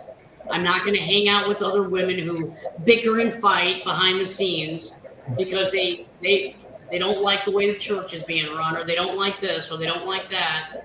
And I mean, I've got a friend that's doing that right now. She's having, I mean, I'm not saying my friend is wrong. She's right in what she's trying to fight for, but she's fighting against women who are literally in that church tearing crosses off the wall, pictures of Jesus off the wall, and the woman's wanting to put her dead husband's picture on the wall. It's like this is a church. It ain't your living room. So I mean, this is the kind of BS that my friend's having to deal with in this church, trying to keep it about God, not about the different parishioners. You know what I have I a mean? question. Yeah, I have a question. I mean, it's part of this. And now it's going to sound like I'm making a joke or something, but why are they called pews? I don't know. Why did they come up with that name for those benches in the church? I mean, You might find out. maybe it's because a lot of the stuff that's coming down from there might not be so so good. It's interesting. Bathing and For Coffin and Catherine Lucy's novel Q, the title character is given their name. Oh, okay. No, that's why are. Hang on, you can't ask it that way. I've always, I've been wanting to ask that question. I don't know, for probably a long, long time, and I'm just now doing. It's actually Puye. In turn, may come from the Latin word podium. Samuel Johnson, a dictionary of the English language, is published. It's not a Defines podium, though. a pew as a seat enclosed in a church. Wooden pew, as we know them today, first came widespread in Europe in the 1500s following the Protestant Reformation. Why would they call it a pew? I mean, like, it just doesn't sound. Why didn't you call it like a church seat or something? But I don't know. It's just. Yeah, I don't know. I don't know, unless Yes. somebody has a better explanation of I why got they're called it. it than I do. I don't know. But I guess somebody called them a Yeah, there it PY. Because organized religion stinks, Robert says. That's funny. Yeah. Maybe Hang some on of a the second. I gotta check that real quick. I'll be right back. like pew pew like a PEW would be like a gun, right? Pew pew. Language evolves. I like Robert's idea. Yeah, I know it. Isn't that something? That is I something. like the idea that I don't know if anybody's ever asked that question. Yeah, I don't know. Maybe I'm the only one on earth that's done that. Yeah, and why do we say pew pew? That's a good question.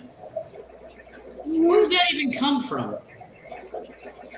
When you shoot Oh, here we web- go. Ron is here. Ron, yay. Originates from the Middle English pew, derived from the Old French pew, meaning balcony or elevation, and ultimately from the left. Yeah, but the only thing of it is, it's not elevated. We're down on the ground level. They're elevated.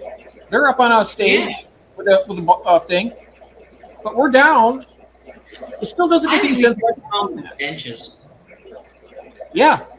I mean, yeah. I just don't know why they would still call that. And why they would say that it originates from the Middle English, derived from the.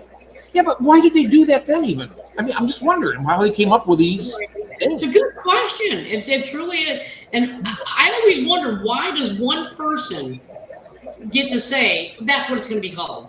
Why? Yeah, I could say that this aquarium here is it's a book stand, I mean, or whatever.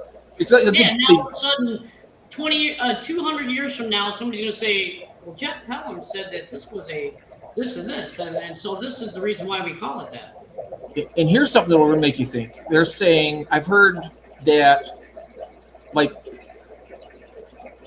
extraterrestrials are likely to have more than 26 letters in their alphabets. Think about that. What would it sound like? We get to Z, that's it. I mean, I can't think of anything.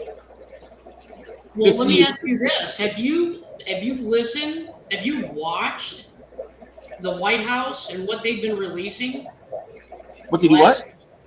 Have you been watching what the White House has been releasing in the internet? You know how you go to the White House page on X? I haven't Have done you that in a while. seen the crazy videos that they've been releasing? No, I haven't seen any of it. You haven't seen any of it. Mm-mm. They released a video that literally you can't even understand it unless you play it in reverse. Oh, wow. I mean, there is some weird stuff going on in the White House, and I don't know what's going on there, but yeah, you just made me think of that when you said aliens and how they talk and all that. It's like, what, did an alien take over and start releasing these weird videos from the White House? It's right on their main page. They actually had to delete one of it. It was so weird. Another one was Pam Bondi's shoes as she's walking into a room, and then something said, and that's all you have of the video. And it's like, what did I just watch? What is this? It's crazy. 25, not crazy. mistaken, assembling ourselves together as manner some exhorting. In the ocean, yeah. What so much more in ye see the day approach. What's up there? Let us hold fast the profession of our faith without wavering. Well, the thing of it is, everybody's faith, I think, is individual. I mean, it's what you believe. It's what. I mean, I know there's a higher power. I know that, and I call the higher power God. I do, but Well, I mean, you're entitled to, and that's the what lovely part about it is. I mean, We're all entitled to believe any religion we want. and that's another thing too. I mean, I just wonder why all these things are named as they are. Who thought all these original words up? Why is? Don't get me wrong, everybody. Why is God called God? Why is it God? What, it could have been something else. You know what I mean? I think about this. Gotta be called something. Yeah, I know it. I know that. But I'm just wondering, who decided to call God God? I'm not trying to be spiteful or sacrilegious or anything, but I'm just wondering how some of these things came about. That's true. I hear you, Mary. God has a name. Yeah. Yeah, I mean, I'm sorry for my. I'm way out of my depth when it comes to religion because I believe there's a higher power and I believe in good and evil. And I think that even believing in that alone, I mean, God can understand and hear all of our thoughts from what I understand. And so he knows already who believes and who doesn't. well, yeah. That's why we are taught to judge. I mean, you have to judge people. You got to judge. I mean, if you're looking at somebody and you know they are out there killing people, it's your duty, to judge them and say, okay, I don't want to be around them. I don't want to associate with that person because they're a killer. You absolutely, as a human being on earth, should be judging each and every person. The only thing you shouldn't do is cast out judgment. Judgment is for God. Yeah. But you have to I mean, use. we decide for ourselves who we want to, associate and stuff with, Exactly. right? Yeah, But, because you'll get people say, "Oh, you shouldn't judge. You shouldn't judge." No, we are supposed to judge. It tells us in the Bible to judge. We just don't give out judgment. We're supposed Exactly, to. and that's why we were talking earlier about the stem cells and all that other stuff with it. That's exactly Like I right. said, when Judgment Day comes, there's gonna be judge. Somebody's gonna judge them. I do believe. I think that there's always a consequence to every action. Yeah, the For only thing every- we you know, can do as human beings is to look at the person that we're engaging in and say, is that the kind of behavior that I want to be associated with? Is that the kind of behavior that I believe? Because I mean, if you believe in God and you believe in a higher power, then you got to be able to say, okay, no, this isn't right or that isn't right, and that's not what I should be doing. And then the third thing is, you need to not be around people that do that, because all that's doing is dragging your power, your inner light down, down, down. To me, I always looked at it this way, and this was the way we were raised. If whatever somebody's doing there's a lot of hate behind what they do. If people don't do what they do, if they're quick to judge, if they get angry, if they snap at you, if, you know, whatever, then that's negative energy. And so do you want to align yourself with negative energy, or do you want to go with somebody who says, well, I don't do stuff like that, but, you know, I mean, I'm not going to judge, and I'm still going to be nice, and I'm still going to talk to people. Those are the people I want to align with, is people who push out that light, that positive energy. I don't want to align myself with people who push out negative. The thing of it is, Tiffany says, judge not lest you be judged. Well, here's the thing. We all judge, and we're all going to be judged. That's a simple fact. Every time you have some type of, if you look at somebody or they're doing something and you think to yourself, oh, that person's not a good person, he's doing something else, you're judging. Exactly. How did you even pick your husband if you don't judge? If you're not judging whether he would be a good mate for you, if you're not judging whether or not the things that he does is something you can align yourself with, you judge people every day. It's what you're supposed absolutely. to do. Every day, no whether you believe it or not. It's what you're not supposed to do. That's the difference. Yeah, you have to judge people. Because, I mean, just to be self-aware, when you go to the store, you're looking around and you're judging whether or not it's safe to go out in that area to go into the store. Or do you just put your blinders on and go, well, I hope we're good. I'm going to get in there and get out and not get killed. No, you're supposed to use your instinct, your good judgment, common sense, and put yourself in position to be successful at whatever you're doing, whether it's going shopping at 2 o'clock in the morning, as to whether or not it's safe enough to do it and come home. I mean, you got to use your judgment as to whether or not I'm going to stop at this gas station and get gas, even though it's in a neighborhood that I'm not familiar with, or should I go 10 more blocks to a neighborhood that I know who lives around there, and I feel a little bit more comfortable because maybe I know the clerk and I know the area and I feel safer. That's just using good judgment. You know what I mean? You judge, you know, do I want to eat this or do I want to eat that? Well, this one's this one's that. So I like the way this apple looks better than that orange, like, you know, or whatever. You know, I'm going to choose this. All day long. That's how you're going to eat it, you're going to enjoy it, and eventually, I mean, if you did something wrong, it's not apples to oranges. Judging is judging. Whatever it is that you're judging. If you're saying choosing is judging. Isn't it choosing? I mean, Tiffany said it's apples to oranges. It's not that. It's not that at all. Because you had to judge whether or not that man was going to be a good fit for you. Did you? And you're believing some. Or did you just say, he asked me to marry him, so I'm going to go ahead and just marry him. I'm not going to judge whether or not he's going to be good for me or not. I'm just going to marry him because he said yeah. And you don't judge? Are you? I don't know of anybody on this planet that's free of judging anybody. I don't even know if it's humanly possible not to judge other people. That's why I said that. Everybody does.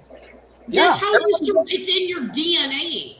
It's in your survival instinct to judge what's in front of your face, whether it's food, people. I'm not saying that you should give out judgment, but you should judge whether or not they're healthy for you or not, or whether or not they would be a good match for you as a mate. You are always judging people. Always. Mm-hmm. That's right. And I don't, you know, it's... Yeah. Well, let's say, like, we're here talking and we're saying stuff about experiences and stuff and whatnot. And people might think, oh, that's a bunch of hogwash. You're judging. Yeah. I mean, everybody does it. They can say everybody does it. Everybody does it. Everybody does it. It's in your DNA. It's your survival instinct. You judge whether or not, you know, you always, we can use more words and say, okay, you're weighing whether or not you should do something or not. But as you're weighing whether you should do something or not, you're judging the outcome. Is this going to be the good outcome? Or is that going to be the better outcome? So you're judging one from the other. Whether Mary Oliver. I didn't know she was here. Mary? Mary. No, you said hi to her earlier. I didn't. I was too busy concentrating, and I didn't hear. I'm so sorry, Mary. Yeah. Oh, we got our auctions on Saturday, Mary. Just to let you know, 8 o'clock. Judgment yoked with condemnation. In the word judgment, meaning the word condemn. Do not condemn someone lest you condemn yourself. Nobody said anything about condemning anybody. Yeah. That's a totally different. That's not even the same. Condemning is the higher power deciding what you did is right or wrong, and then you're gonna pay the consequences. That's why I said no. That's not me. I don't. That's condemning. Yeah, I don't condemn anybody. I don't. I don't do that.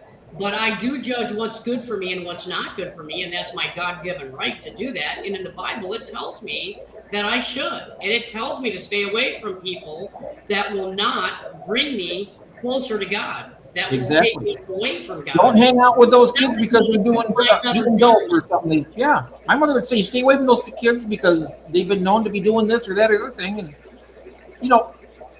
it's guidance of some type also, and it all this is guidance. But the thing of it is, nobody should tell somebody else how they're being guided. See, that's what it is. There's spiteful derision in religion. There's nothing wrong with believing in what you believe.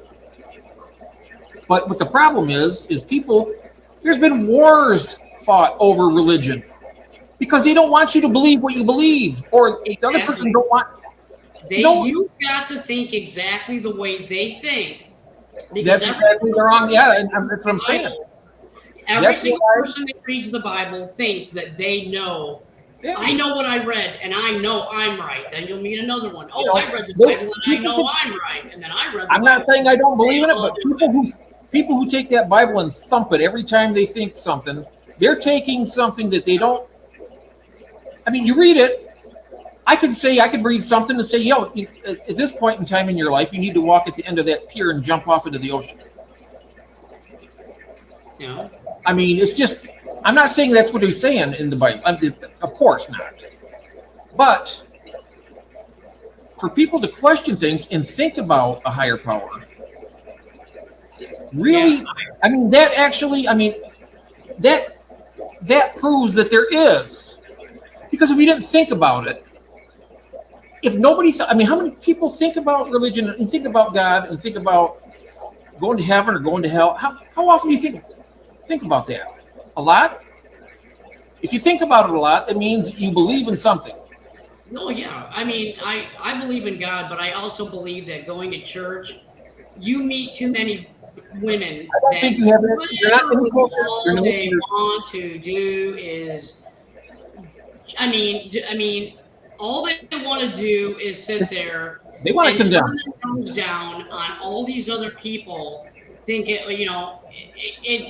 It's horrible. There's nothing worse than to go into church and be around a bunch of women who think they all know the Bible better than you. Wait a second now, Mary. Wait a minute. No, guess Jeff missed my 200-year-old comment about him. Oh, I missed something up here. I read it, but Jeff. Where's that? Yeah, I'll pull it up. I'll pull it up on screen. Pull it up, would you? Hang on. That's it. I'm sorry. You don't have. I get talking to Christy. I don't. It's not on my main screen here. Here's the chat I look at. Okay.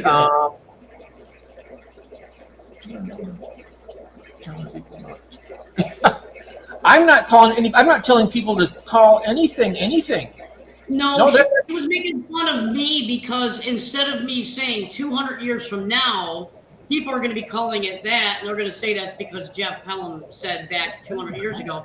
But what I said was in 200 years, so it made it sound like you were going to be 200 years old. And people were still going to be, He was just making fun of the way I said it because I did screw up on that. Mm-hmm. But yeah, I mean, I don't know. I'm just of the... You guys can all believe what you want to believe, and I will still love each and every one of you. Don't care. And you can tell me all kinds of different ways from Sunday what your interpretation of the Bible is, and you shouldn't do this, and you should do that. You do you, Magoo. You're going to be the only one judged by the higher power for how you act. So I love you for it, and you guys all do you. I'm gonna do me. Jeff's gonna do Jeff. Everybody does their own thing, and hopefully we'll see y'all up there. That's all. That's the way I look at it. I'm not arguing religion with nobody because I And absolutely. there's another thing too about the church. We can correct each other. We can. That's what people get together and they have discussions and they will. If we're doing something wrong and a friend says, "Well, this is this," and that's a correction, but you don't have to be in church to get that, and you don't have to be in church. You don't have to be in church to be encouraged about anything. The encouragement comes from within and what you believe in. Exactly, and if you You don't have to go to. I don't feel like I'm. God, that's all that matters.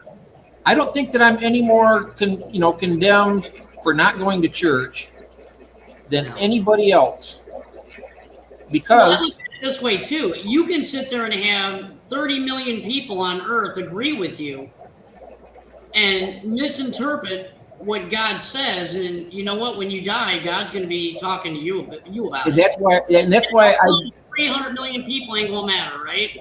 and I'm not saying that nobody's perfect anyway, but as long as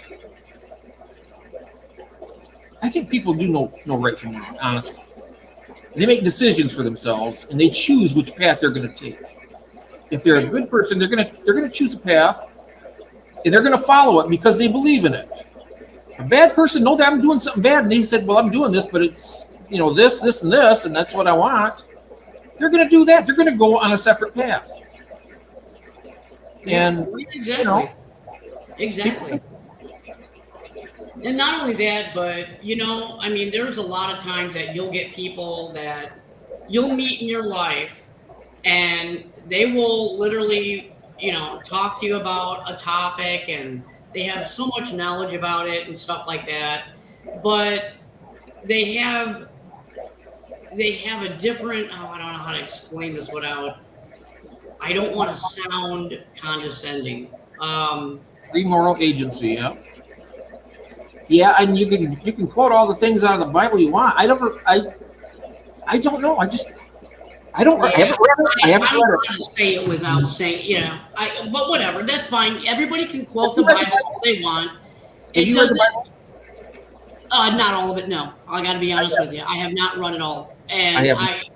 I look at it this way. I don't care if somebody has, and they can quote it all day long. They will never be able to quote that Bible enough to get me to change. And all they do by doing it is they push people away. And then you're like, you know what? Yeah, if I'm going to turn into that after reading the Bible, then no, thank you. I'm not ready for it yet. Just, get away from me. Because that's what I've had my whole life. Every single time, you say anything, well, in the Bible, blah, blah, blah, blah. Okay, I see it, I read it. Well, if you read the Bible, you'll know, blah, blah, blah. Okay, no. All right, then stop. I don't want to have my whole friendship with you of nothing but the Bible. We have other interests. Let's talk about that. Mm-hmm. And it's almost like it's a dominating thing with some people. It's a very personal thing to each and every one of us. It's a very personal thing. I mean, it's not to be. You're not supposed to be standing on a mountaintop and telling people what you believe and you got to follow me because I know what's right. No, that's not it. It's always the people doing it that are not preachers. They're not in there doing anything in the church. They're not, having their own mass. They're not teaching kids about the Bible. But yet they will literally get on the telephone and they will talk to you about the Bible. Now, I have one friend that is really, really good about the Bible and really, really, really good about reading through the Bible with me and getting me to understand. And actually, I shouldn't even say it that way because she will have me read a verse and then say, what does it, and ask me, what does it mean to you? And then I will tell her what it means to me. And she goes, okay, then you're understanding it because that's what it means. And then she'll show me how to find out that that's what it was meant. And that's why it was meant this way. And she's really good. She's like the only person in the world that literally, she can teach you something by forcing you not forcing you. I don't want to say that because that sounds bad, because it's not what she's doing. But she can teach you in a way to where you're the one actually doing the work, you're learning it, and if you get something a little wrong, she's able to go, here, read this and those chapters, and then go back and read that verse and tell me if you still think that verse means this, whatever. But she has a way of doing that to where she lets you find things out on your own.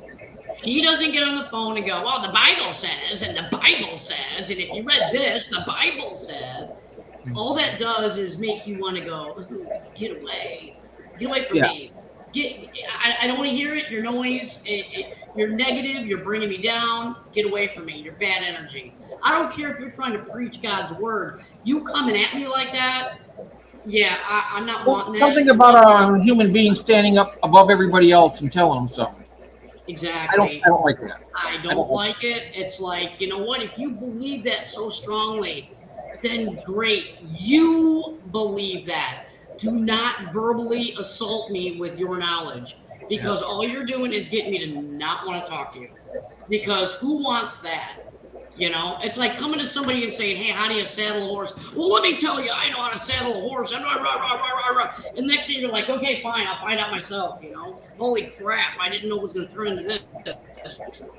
Nobody wants to be come at like that, You don't want people coming at you like that. Because the very first thing you do, at least I do, I don't know about you, very first thing I do is be like, I'm protecting myself. I got this little wall up. You're freaking me out. Get away from me. And instantly I want to get away from that person. Instantly, everything they're saying after that is like on deaf ear, because it's not going in my brain, because I don't want to hear what you have to say, because all of a sudden my defenses wall just went up, and there's a reason for it, and I listen to it. So it's telling me not to listen to what you got to say. So I back off. So you should never do that to people. Yep. I think that if everybody took what's the word I'm looking for? A moral test of yourself and think about what you think about, how you think about it, what you believe, and that's all personal. And that's exactly it. It should stay that way. Personal. Yeah. It's not for you to burp it and belch it around to everybody and say everybody should think this way. Jose's here. Hi, Jose. Jose. Did you send me a message? I was going to ask Jose. He's going to be in the auction. Did you send me the? He's got time yet. We got till tomorrow night at midnight. So that's the cutoff time.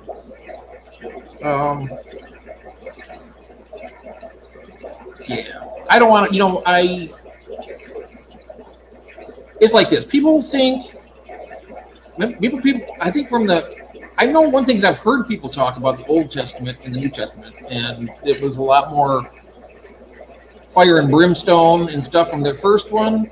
But you know what? I think, I think my higher power is he's helping us to live the best life we can. And then when we don't, and when we are done, it gives us another opportunity to better ourselves. Exactly. All I'm trying to say, I'm reading some of the comments. All I'm trying to say is, like, the whole driver's license comment. I'm not saying that I was mad that somebody had more knowledge than me. What I'm saying is the delivery of the person is what I was trying to get across, and apparently it didn't come across that way. But what I'm saying is, when you talk to somebody, to explain something to somebody, and to come from good, and try to actually honestly help somebody, you can tell the difference. And I'm not saying typing, because I know it. I don't take any emotion in typing, because you don't know how somebody could be saying it in a totally different tone in their head when they're typing it. Mm-hmm. You don't know the tone of that person when they're typing it out. So I don't ever take a text personal, ever. To me, they're just literally words, because that's all they are. I'm talking about when I'm talking to somebody on the phone. I hear their intent. I hear them. You can hear the tone. You can hear the tone. You can hear the size, and you can hear there's things you pick up on, and you can read people by the voice. Exactly. And like I said, when I go into a church and you got your staff over here calling each other names, cussing in the back room of the church, there's tension, there's fighting. This is a house of God. Why are you doing this in God's house? That does not make me want to come to this church. It does not make me want to, be around people like that. And yet those women have all more knowledge than me. They've read that Bible front, back, sideways, right side. Knowledge does not mean that you're coming from a place that's good. I'm sorry, it doesn't. And when you approach somebody in a negative way, even though you have a bunch of knowledge, does not make you right because your knowledge is correct. It's how you approach somebody. Because remember, we're talking spiritual. We're not talking intelligence. We're talking in a spiritual place. And I'm sorry, but my spiritual aura does this when you come at me like that. I know how you're coming at me. I know, I see what you do. What right do the people have to do that to you? They don't have any right to do. They don't have any right to come at you like that. For one thing, they don't have the right. No, they don't. If they, you know what they're doing? They're trying to make themselves feel better for something that they've done wrong. I bet. I'll be honest. I mean, people will do that. No, I get what you're saying. I just think that in your heart, look at yourself in the mirror, and when you make comments and you say things to people, if you can literally look at yourself in the mirror into God and say, you know what, I meant that in the most loving way, then okay. But if you look in the mirror and you say, yeah, okay, I'm human. I said it a little aggressively, and I was pissed because of what I heard or what they were saying. You know what I mean? If you can't actually agree that you came at that person in a negative way and had those feelings, and you can't admit that to yourself, then don't approach that person and judge, not judge, but cast judgment on that person, and unless you're willing to do it to yourself. You get what I'm saying? And I don't want to go into a church and turn into that, is what I'm getting at. I don't want to, in 10 years, be that bitter old woman who is in a church yelling at Gladys because Gladys wants to put her husband's picture up on the wall and take Jesus down. I'm sorry. I don't want no part of that. And I don't think that's going to get me to heaven any more than reading God's word in a Bible. That's all I'm trying to say. I don't know what they are all saying, but that's my message, and that's what I'm trying to say. And that's going back to the original comment you said about I don't believe that you have to go to church. And that's why I don't believe it. Because when the church is filled with hate, I'm not believing that God's going to look at me when I die and say, hey, Chris, there was a church right there. You never went to church. Even though it was surrounded by heathens, you didn't go. I don't think I'm going to be judged for that. Something? I mean, if God is, okay, I'm not going to say if. The higher power is basically the father figure to the entire planet. And what I think is that he's like with your kids. If kids are bad, you scold them, right? Or you talk to them. Mm-hmm. I think he does that to each and every one of us sometimes. If you're feeling bad about something and you did something and you make up for it, that's the power that comes to you and makes you say things and do things differently. I don't think it's it's not something taught. It's something something that is you're guided, I believe. I mean, if you look at yourself and you say, okay, I don't sin and I'm perfect and I know my whole Bible and I know this and I know that and I know this, If you're looking at yourself saying that you're honest and you're doing that, then great, all for you. Because I truly believe that there is no perfect person. I truly believe that we all are sinners, and I truly believe that we all make mistakes, and too many of us are not willing to apologize for it. And whether we all want to believe it or not, we're all related. Everybody. Exactly. Yeah. All related. Fortunately, not with some people. I mean, the lizard people. Not all of us, I don't think, are. Well, yeah. I was.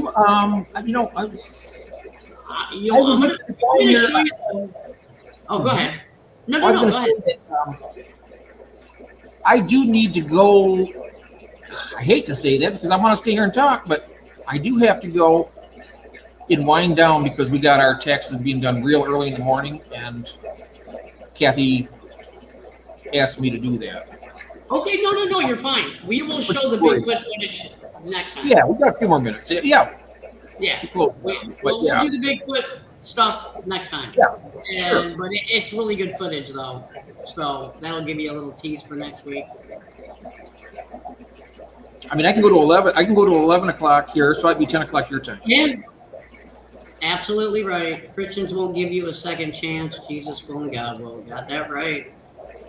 Now, that's all that matters, though, really. Honestly, it doesn't matter what anybody on this planet says or how they feel about you. They're noise. The only thing that matters is your relationship with God and Jesus Christ. That's it. That's all that matters. And that's the way I look at it.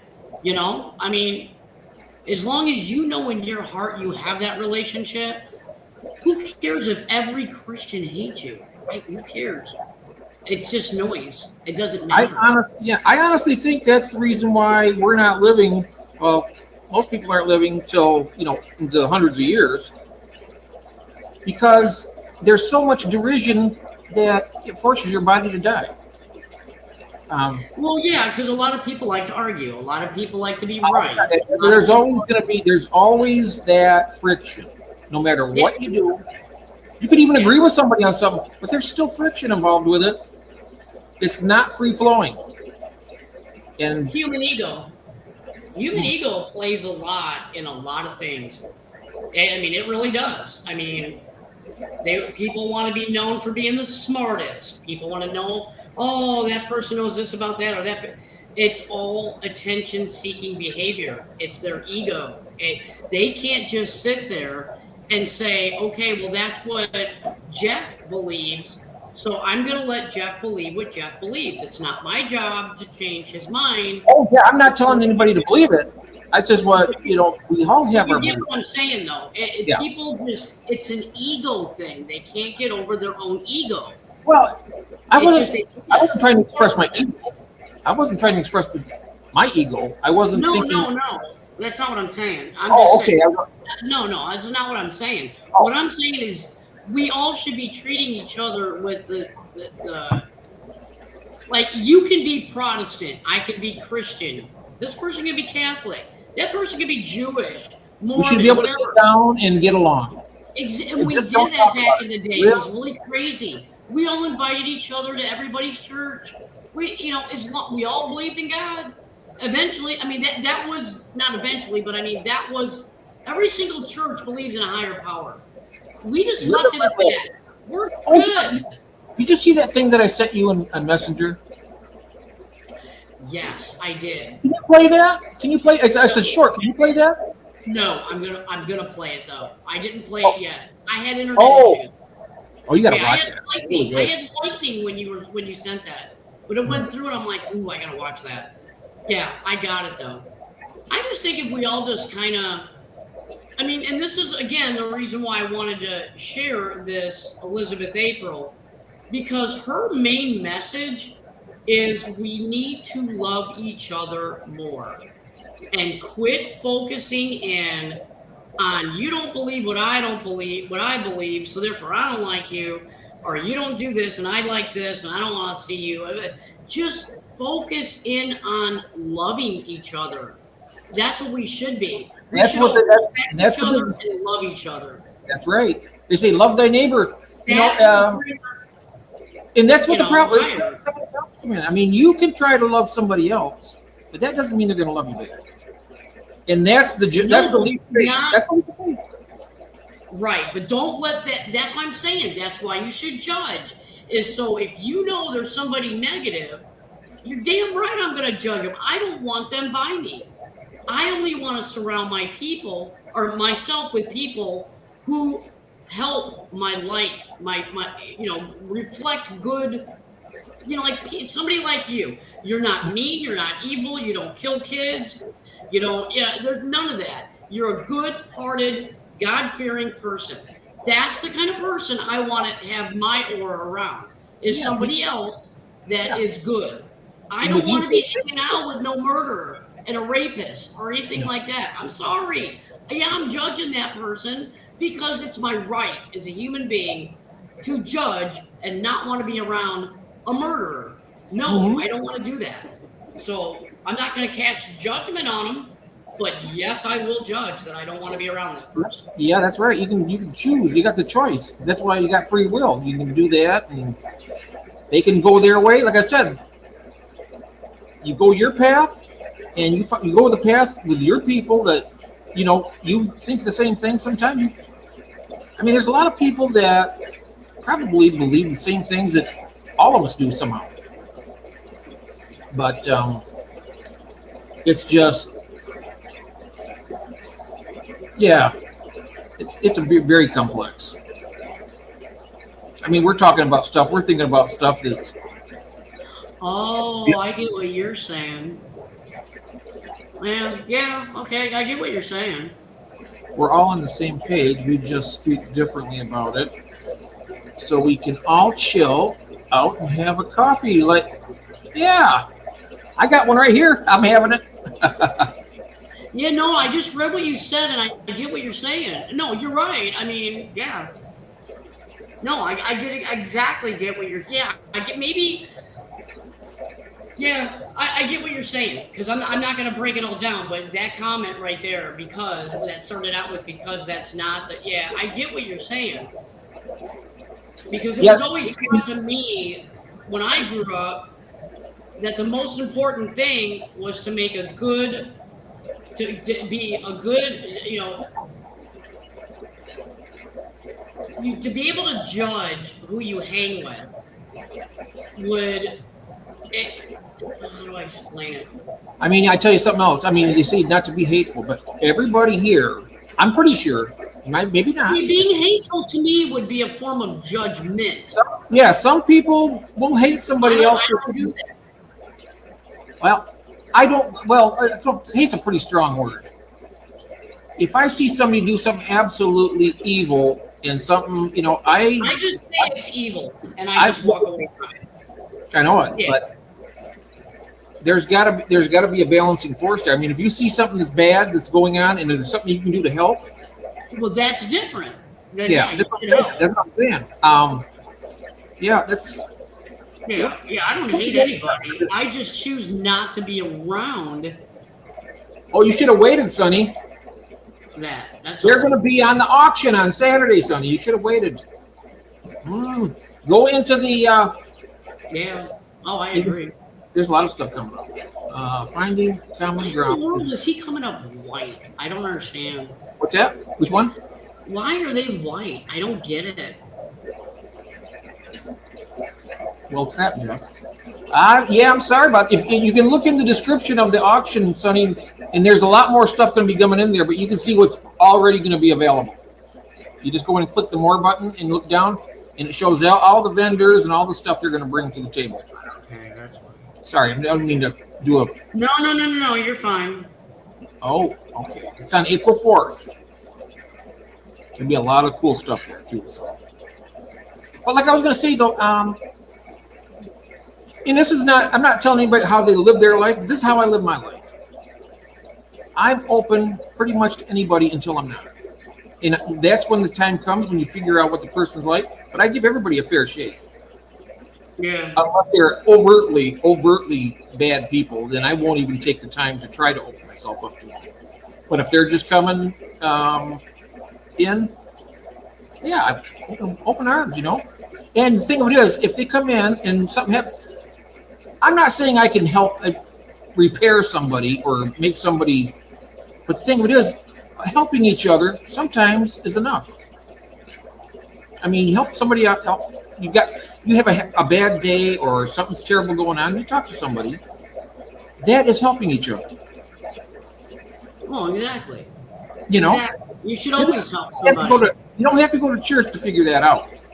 It's God wanted everybody to love each other. You know, like was said here in the chat. And you do it. You know, like I said, love's a powerful word too. It's like hatred. Yeah. There's actually quite a fine line between the two, actually.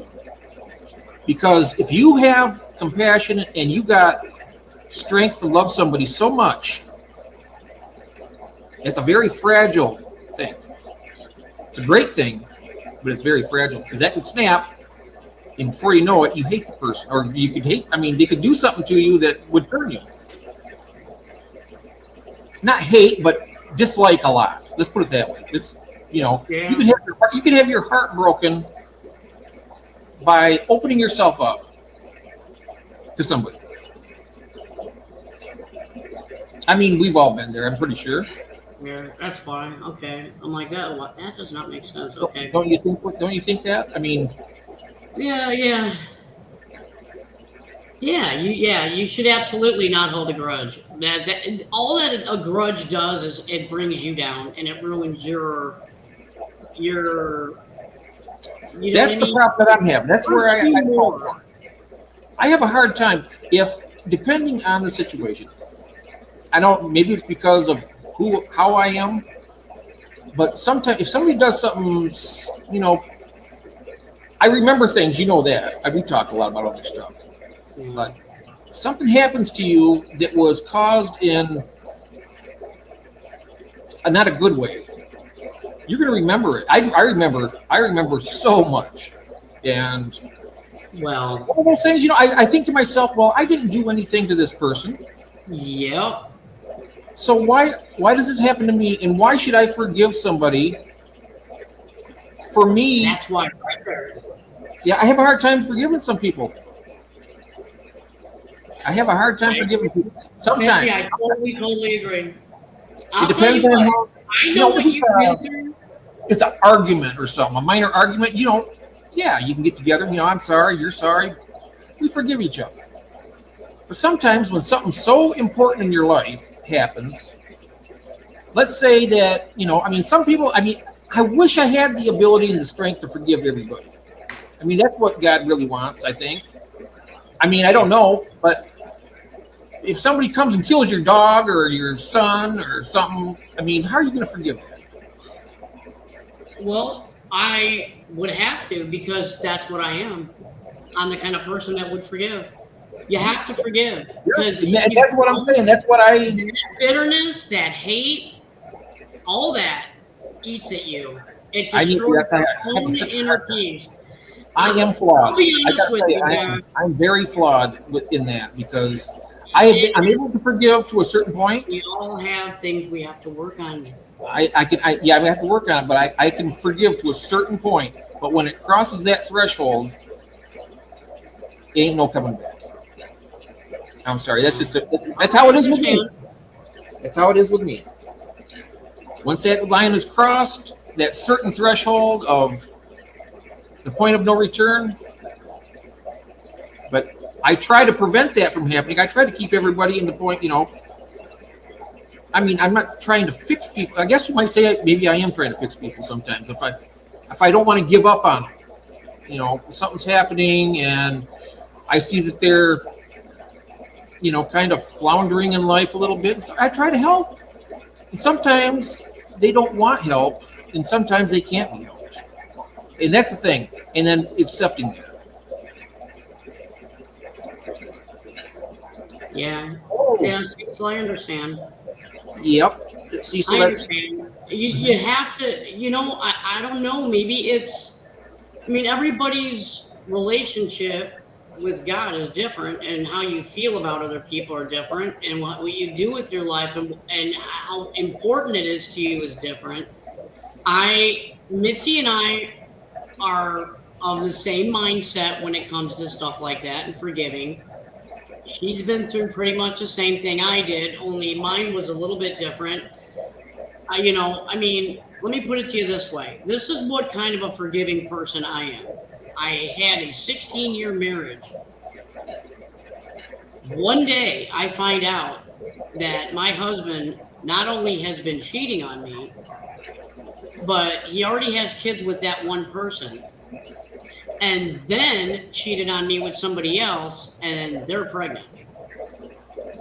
So now he's had 2 mistresses, 1 kid, and one on the way with 2 different women. Okay. Well, yeah. So I went from my whole life being structured, sound, and the person I was with, I thought they took their vows as serious as I did. Apparently they didn't. So I looked at it and I said, all right, I'm not going to get mad about it. I'm not going to blow up. I'm not going to hurt him. I'm not going to do anything. And he'll be the first one to tell you. He'll flat out tell you. I'm just like, go ahead. I'll be gone for the rest of the evening, rest of the weekend. Go ahead and take anything and everything you want out of the house, out of the barn, whatever. Take anything and everything you want. You can have it. He took everything he wanted. We had 2 properties. We had 2 different houses. So I said, you can have that house. I'll have this house. Just go take everything over there. Okay, that's what we did. We both went to our divorce counseling. We hung out. We laughed. We joked. We had a great time. We literally, to this day, don't have any problems. And I'm actually closer to his new wife, who was pregnant at the time when I found out. She's a great gal. I get along with her fine. And she's a really wonderful person. And so is the girl that he had the other kid with. I mean, it's all on how you look at it. If you want to be bitter and angry and blame, you could do that. Or you can just say, this is reality, this is what's happening, and I can either take the high road and the right road and just do the right thing and go my way and get along with everybody, or I can really go crazy and have a problem. I'm not that kind of person. I do not like chaos. I do not like anger. I do not like bitterness. I do not like revenge. I do not like, to me, it's always nicer to be nice. And that's taking the high road. And yeah, that's where I work on that. I work on that all the time, taking the high road. So if anybody has a reason to have literally been bitter and non-forgiving out of what I know you've been through and what I've been through, I think it would have been me. Because that literally was not only life-altering for me, my future, but my son's future and his life. Because what that person did affected me and my son. I had a double reason to be bitter. But my question to you about that is, I mean, if you both forgave each other, I mean, you'd still be together. So there's something there that because there was something there that made him leave. I'm not saying that by forgiving that person that you shouldn't be allowed to move on without that person. That's not what that means. Oh. What it means is all the negative energy that comes with not being with that person you choose to throw being away. Able to let go of all that. Right. And you can just say, okay, you can go live your life. Because, I mean, I talked to his wife. I have no problem talking to his wife. I wish her a happy birthday. I mean, she's a great gal. But do I talk to him on a regular or whatever? No. You know, if my kid's in the hospital and he's there, I'm there. Yeah, I'll be nice to him. I'm not going to be mean. I'm not going to be mean to anybody. It's not in my nature to be mean.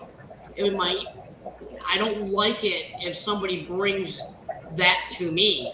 And that's why my old profession that I did for a living, which you know what it was, I always approached it with a very kind eye. I didn't have that Yeah, You know, you were, it yeah. was more of a, hey, you know what, I'm going to cut you a break. I'm going to give you this chance. I'm not going to bust you for that.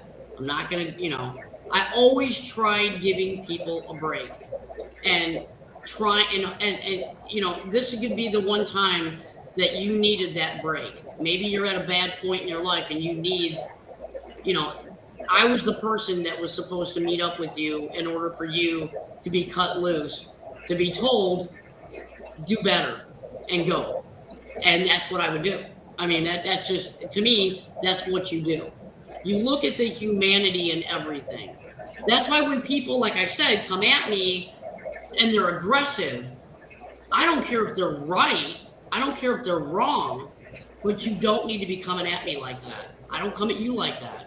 I don't come at you and bark orders at you. You need to do this, or you need to do that, or you need to believe this, and you need to. You I've been are not my broken more father. than once. You're not I've my been broken father. more. Yeah. Don't be telling me what I need to do. No, I'm not. I'm just saying that I've been broken more No, than not once. you. I'm Oh. saying anybody. Yeah, no, not you. No, I Like, wasn't talking about you. I was just saying in general. Oh yeah, yeah. What's this? People's heaven. I lose people's record. Exactly. Yeah, I agree with that. I agree. Yeah, I don't. Yeah, I agree with that. Oh gosh, I agree. Yeah, that whole. Oh gosh,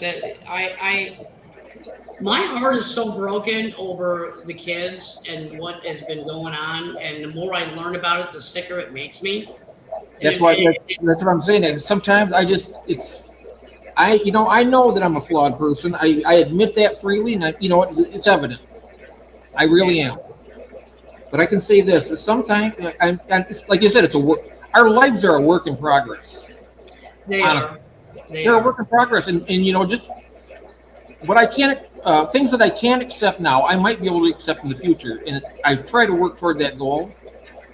But it's not always. It's not going to always. There's things I can.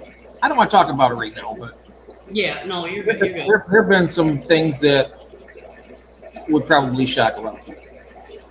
That's happened to me, but You know. anyway. Well, we'll end it on that because that's a good note to end it on. Yeah, I think good note to end is that We all have work to do. be good to yourselves and each other. That's Yeah, do absolutely. the best you can. Nobody's perfect. Do the best you can. I mean, happiness comes from within, and sometimes it comes from without. It helps, but Yeah. this is a really heavy. I mean, really heavy thing to talk about. I just think I'm a very empathetic person. I've been told that Oh, I have very that I could actually be an empath. It's just what I am. And again, it gets back to our conversations of being able to read people and stuff like that, and to be able to decide what's good and what's bad for me, yep. because I'm protecting that feeling in me. You're protecting yourself. You're protecting your soul, your heart, and your soul. That's what we do. We protect ourselves. Well, here, that there was, I think it's called The Passion of the Christ. Oh, I seen that. Oh, yeah. And here's the thing. I would learn so much knowledge off of that movie, and I will watch it, but I will not watch it past a certain point because I'm the kind of person that cannot watch That's suffering. Oh, no. I can't do it. It's bad. That would It's kill really- me so bad spiritually that you have no idea how physically ill that will make me watching that. I can't do it. And I already know I can't do it. So I won't do it. I just absolutely refuse to do it. I can't do it. Live long and prosper, June. Right? June, absolutely. Yeah. Yeah, I wish a long life to everyone as well. I mean, we're all learning, we're all growing, we all change. You may think one way one day, and then you may just think another way I mean, that's the beauty about being a true-blooded human being. We all are here to learn. We're all here to learn knowledge. We're here to question everything because as soon as you think you know something, boom, 10 years pass by and, well, I'll be darned, there are spaceships actually. Or there is Bigfoot. Or guess what? This does exist. Portals exist. You know, I come across a video where a guy literally created a portal in his own room. Did what? He created a portal in his own room. A portal. A portal. And you can actually see into that portal. I don't know. I mean, I honestly think it's more fake, like for lack of a better word. But the way he did the video was pretty darn cool. Kudos to him. It looked pretty darn cool. But I started thinking about it, and I thought, you know, I'm pretty sure it's fake. And even if it is, probably in 10 years we're going to be doing this. And you know what it reminded me of? You remember that old dinosaur show back when we were kids? Lost? Land of the Lost. Land of the Lost. That's it. You remember how they kind of like opened up that thing and they all kind of fell in? Yep. The sleeve stacks and all that. Yeah, exactly. That's kind of like what it reminded me of. And I was like, oh my gosh, that's crazy. Yeah. I think, was it, the boy's name is Will? What was her, I almost remember their names even. I love that show.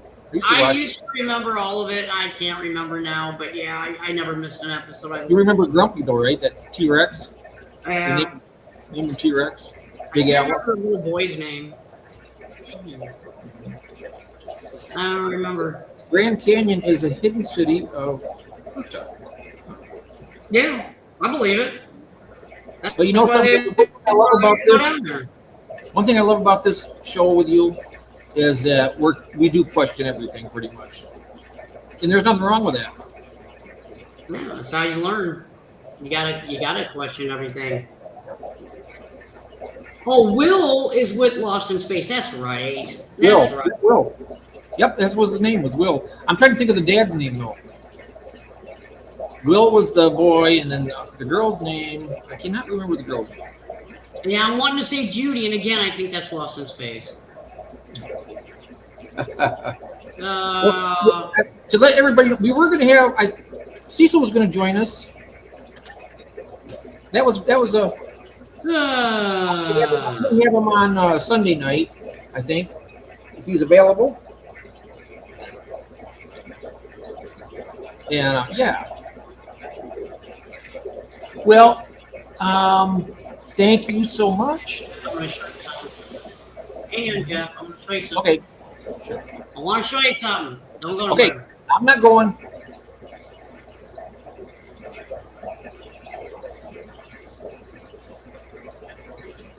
Ooh. Marshall, Will, and Holly. Marshall, Will, and Holly. Teen expedition met the greatest earthquake ever known. High on the rapids, they struck their tiny raft, plunged them down 1,000 feet below to the land of the lost. Yeah, that was it. That was Marshall, it. Will, and that's it, Marshall. I had it right. It was almost there. I almost had it. Yeah. Was that not cheesy graphics, and yet we watched it? Well, back then it was pretty cool stuff. It was different for your kids back then, wasn't it? I mean, some of the when you look at it, some of the like even back in the 80s and 90s, you see some of the graphics. They were great at the time, but look what we have now. It's like you look at back then, it's like an old movie. It's like 20, 30 years ago. It's different. Yeah, well, we loved it. I mean, you watched that?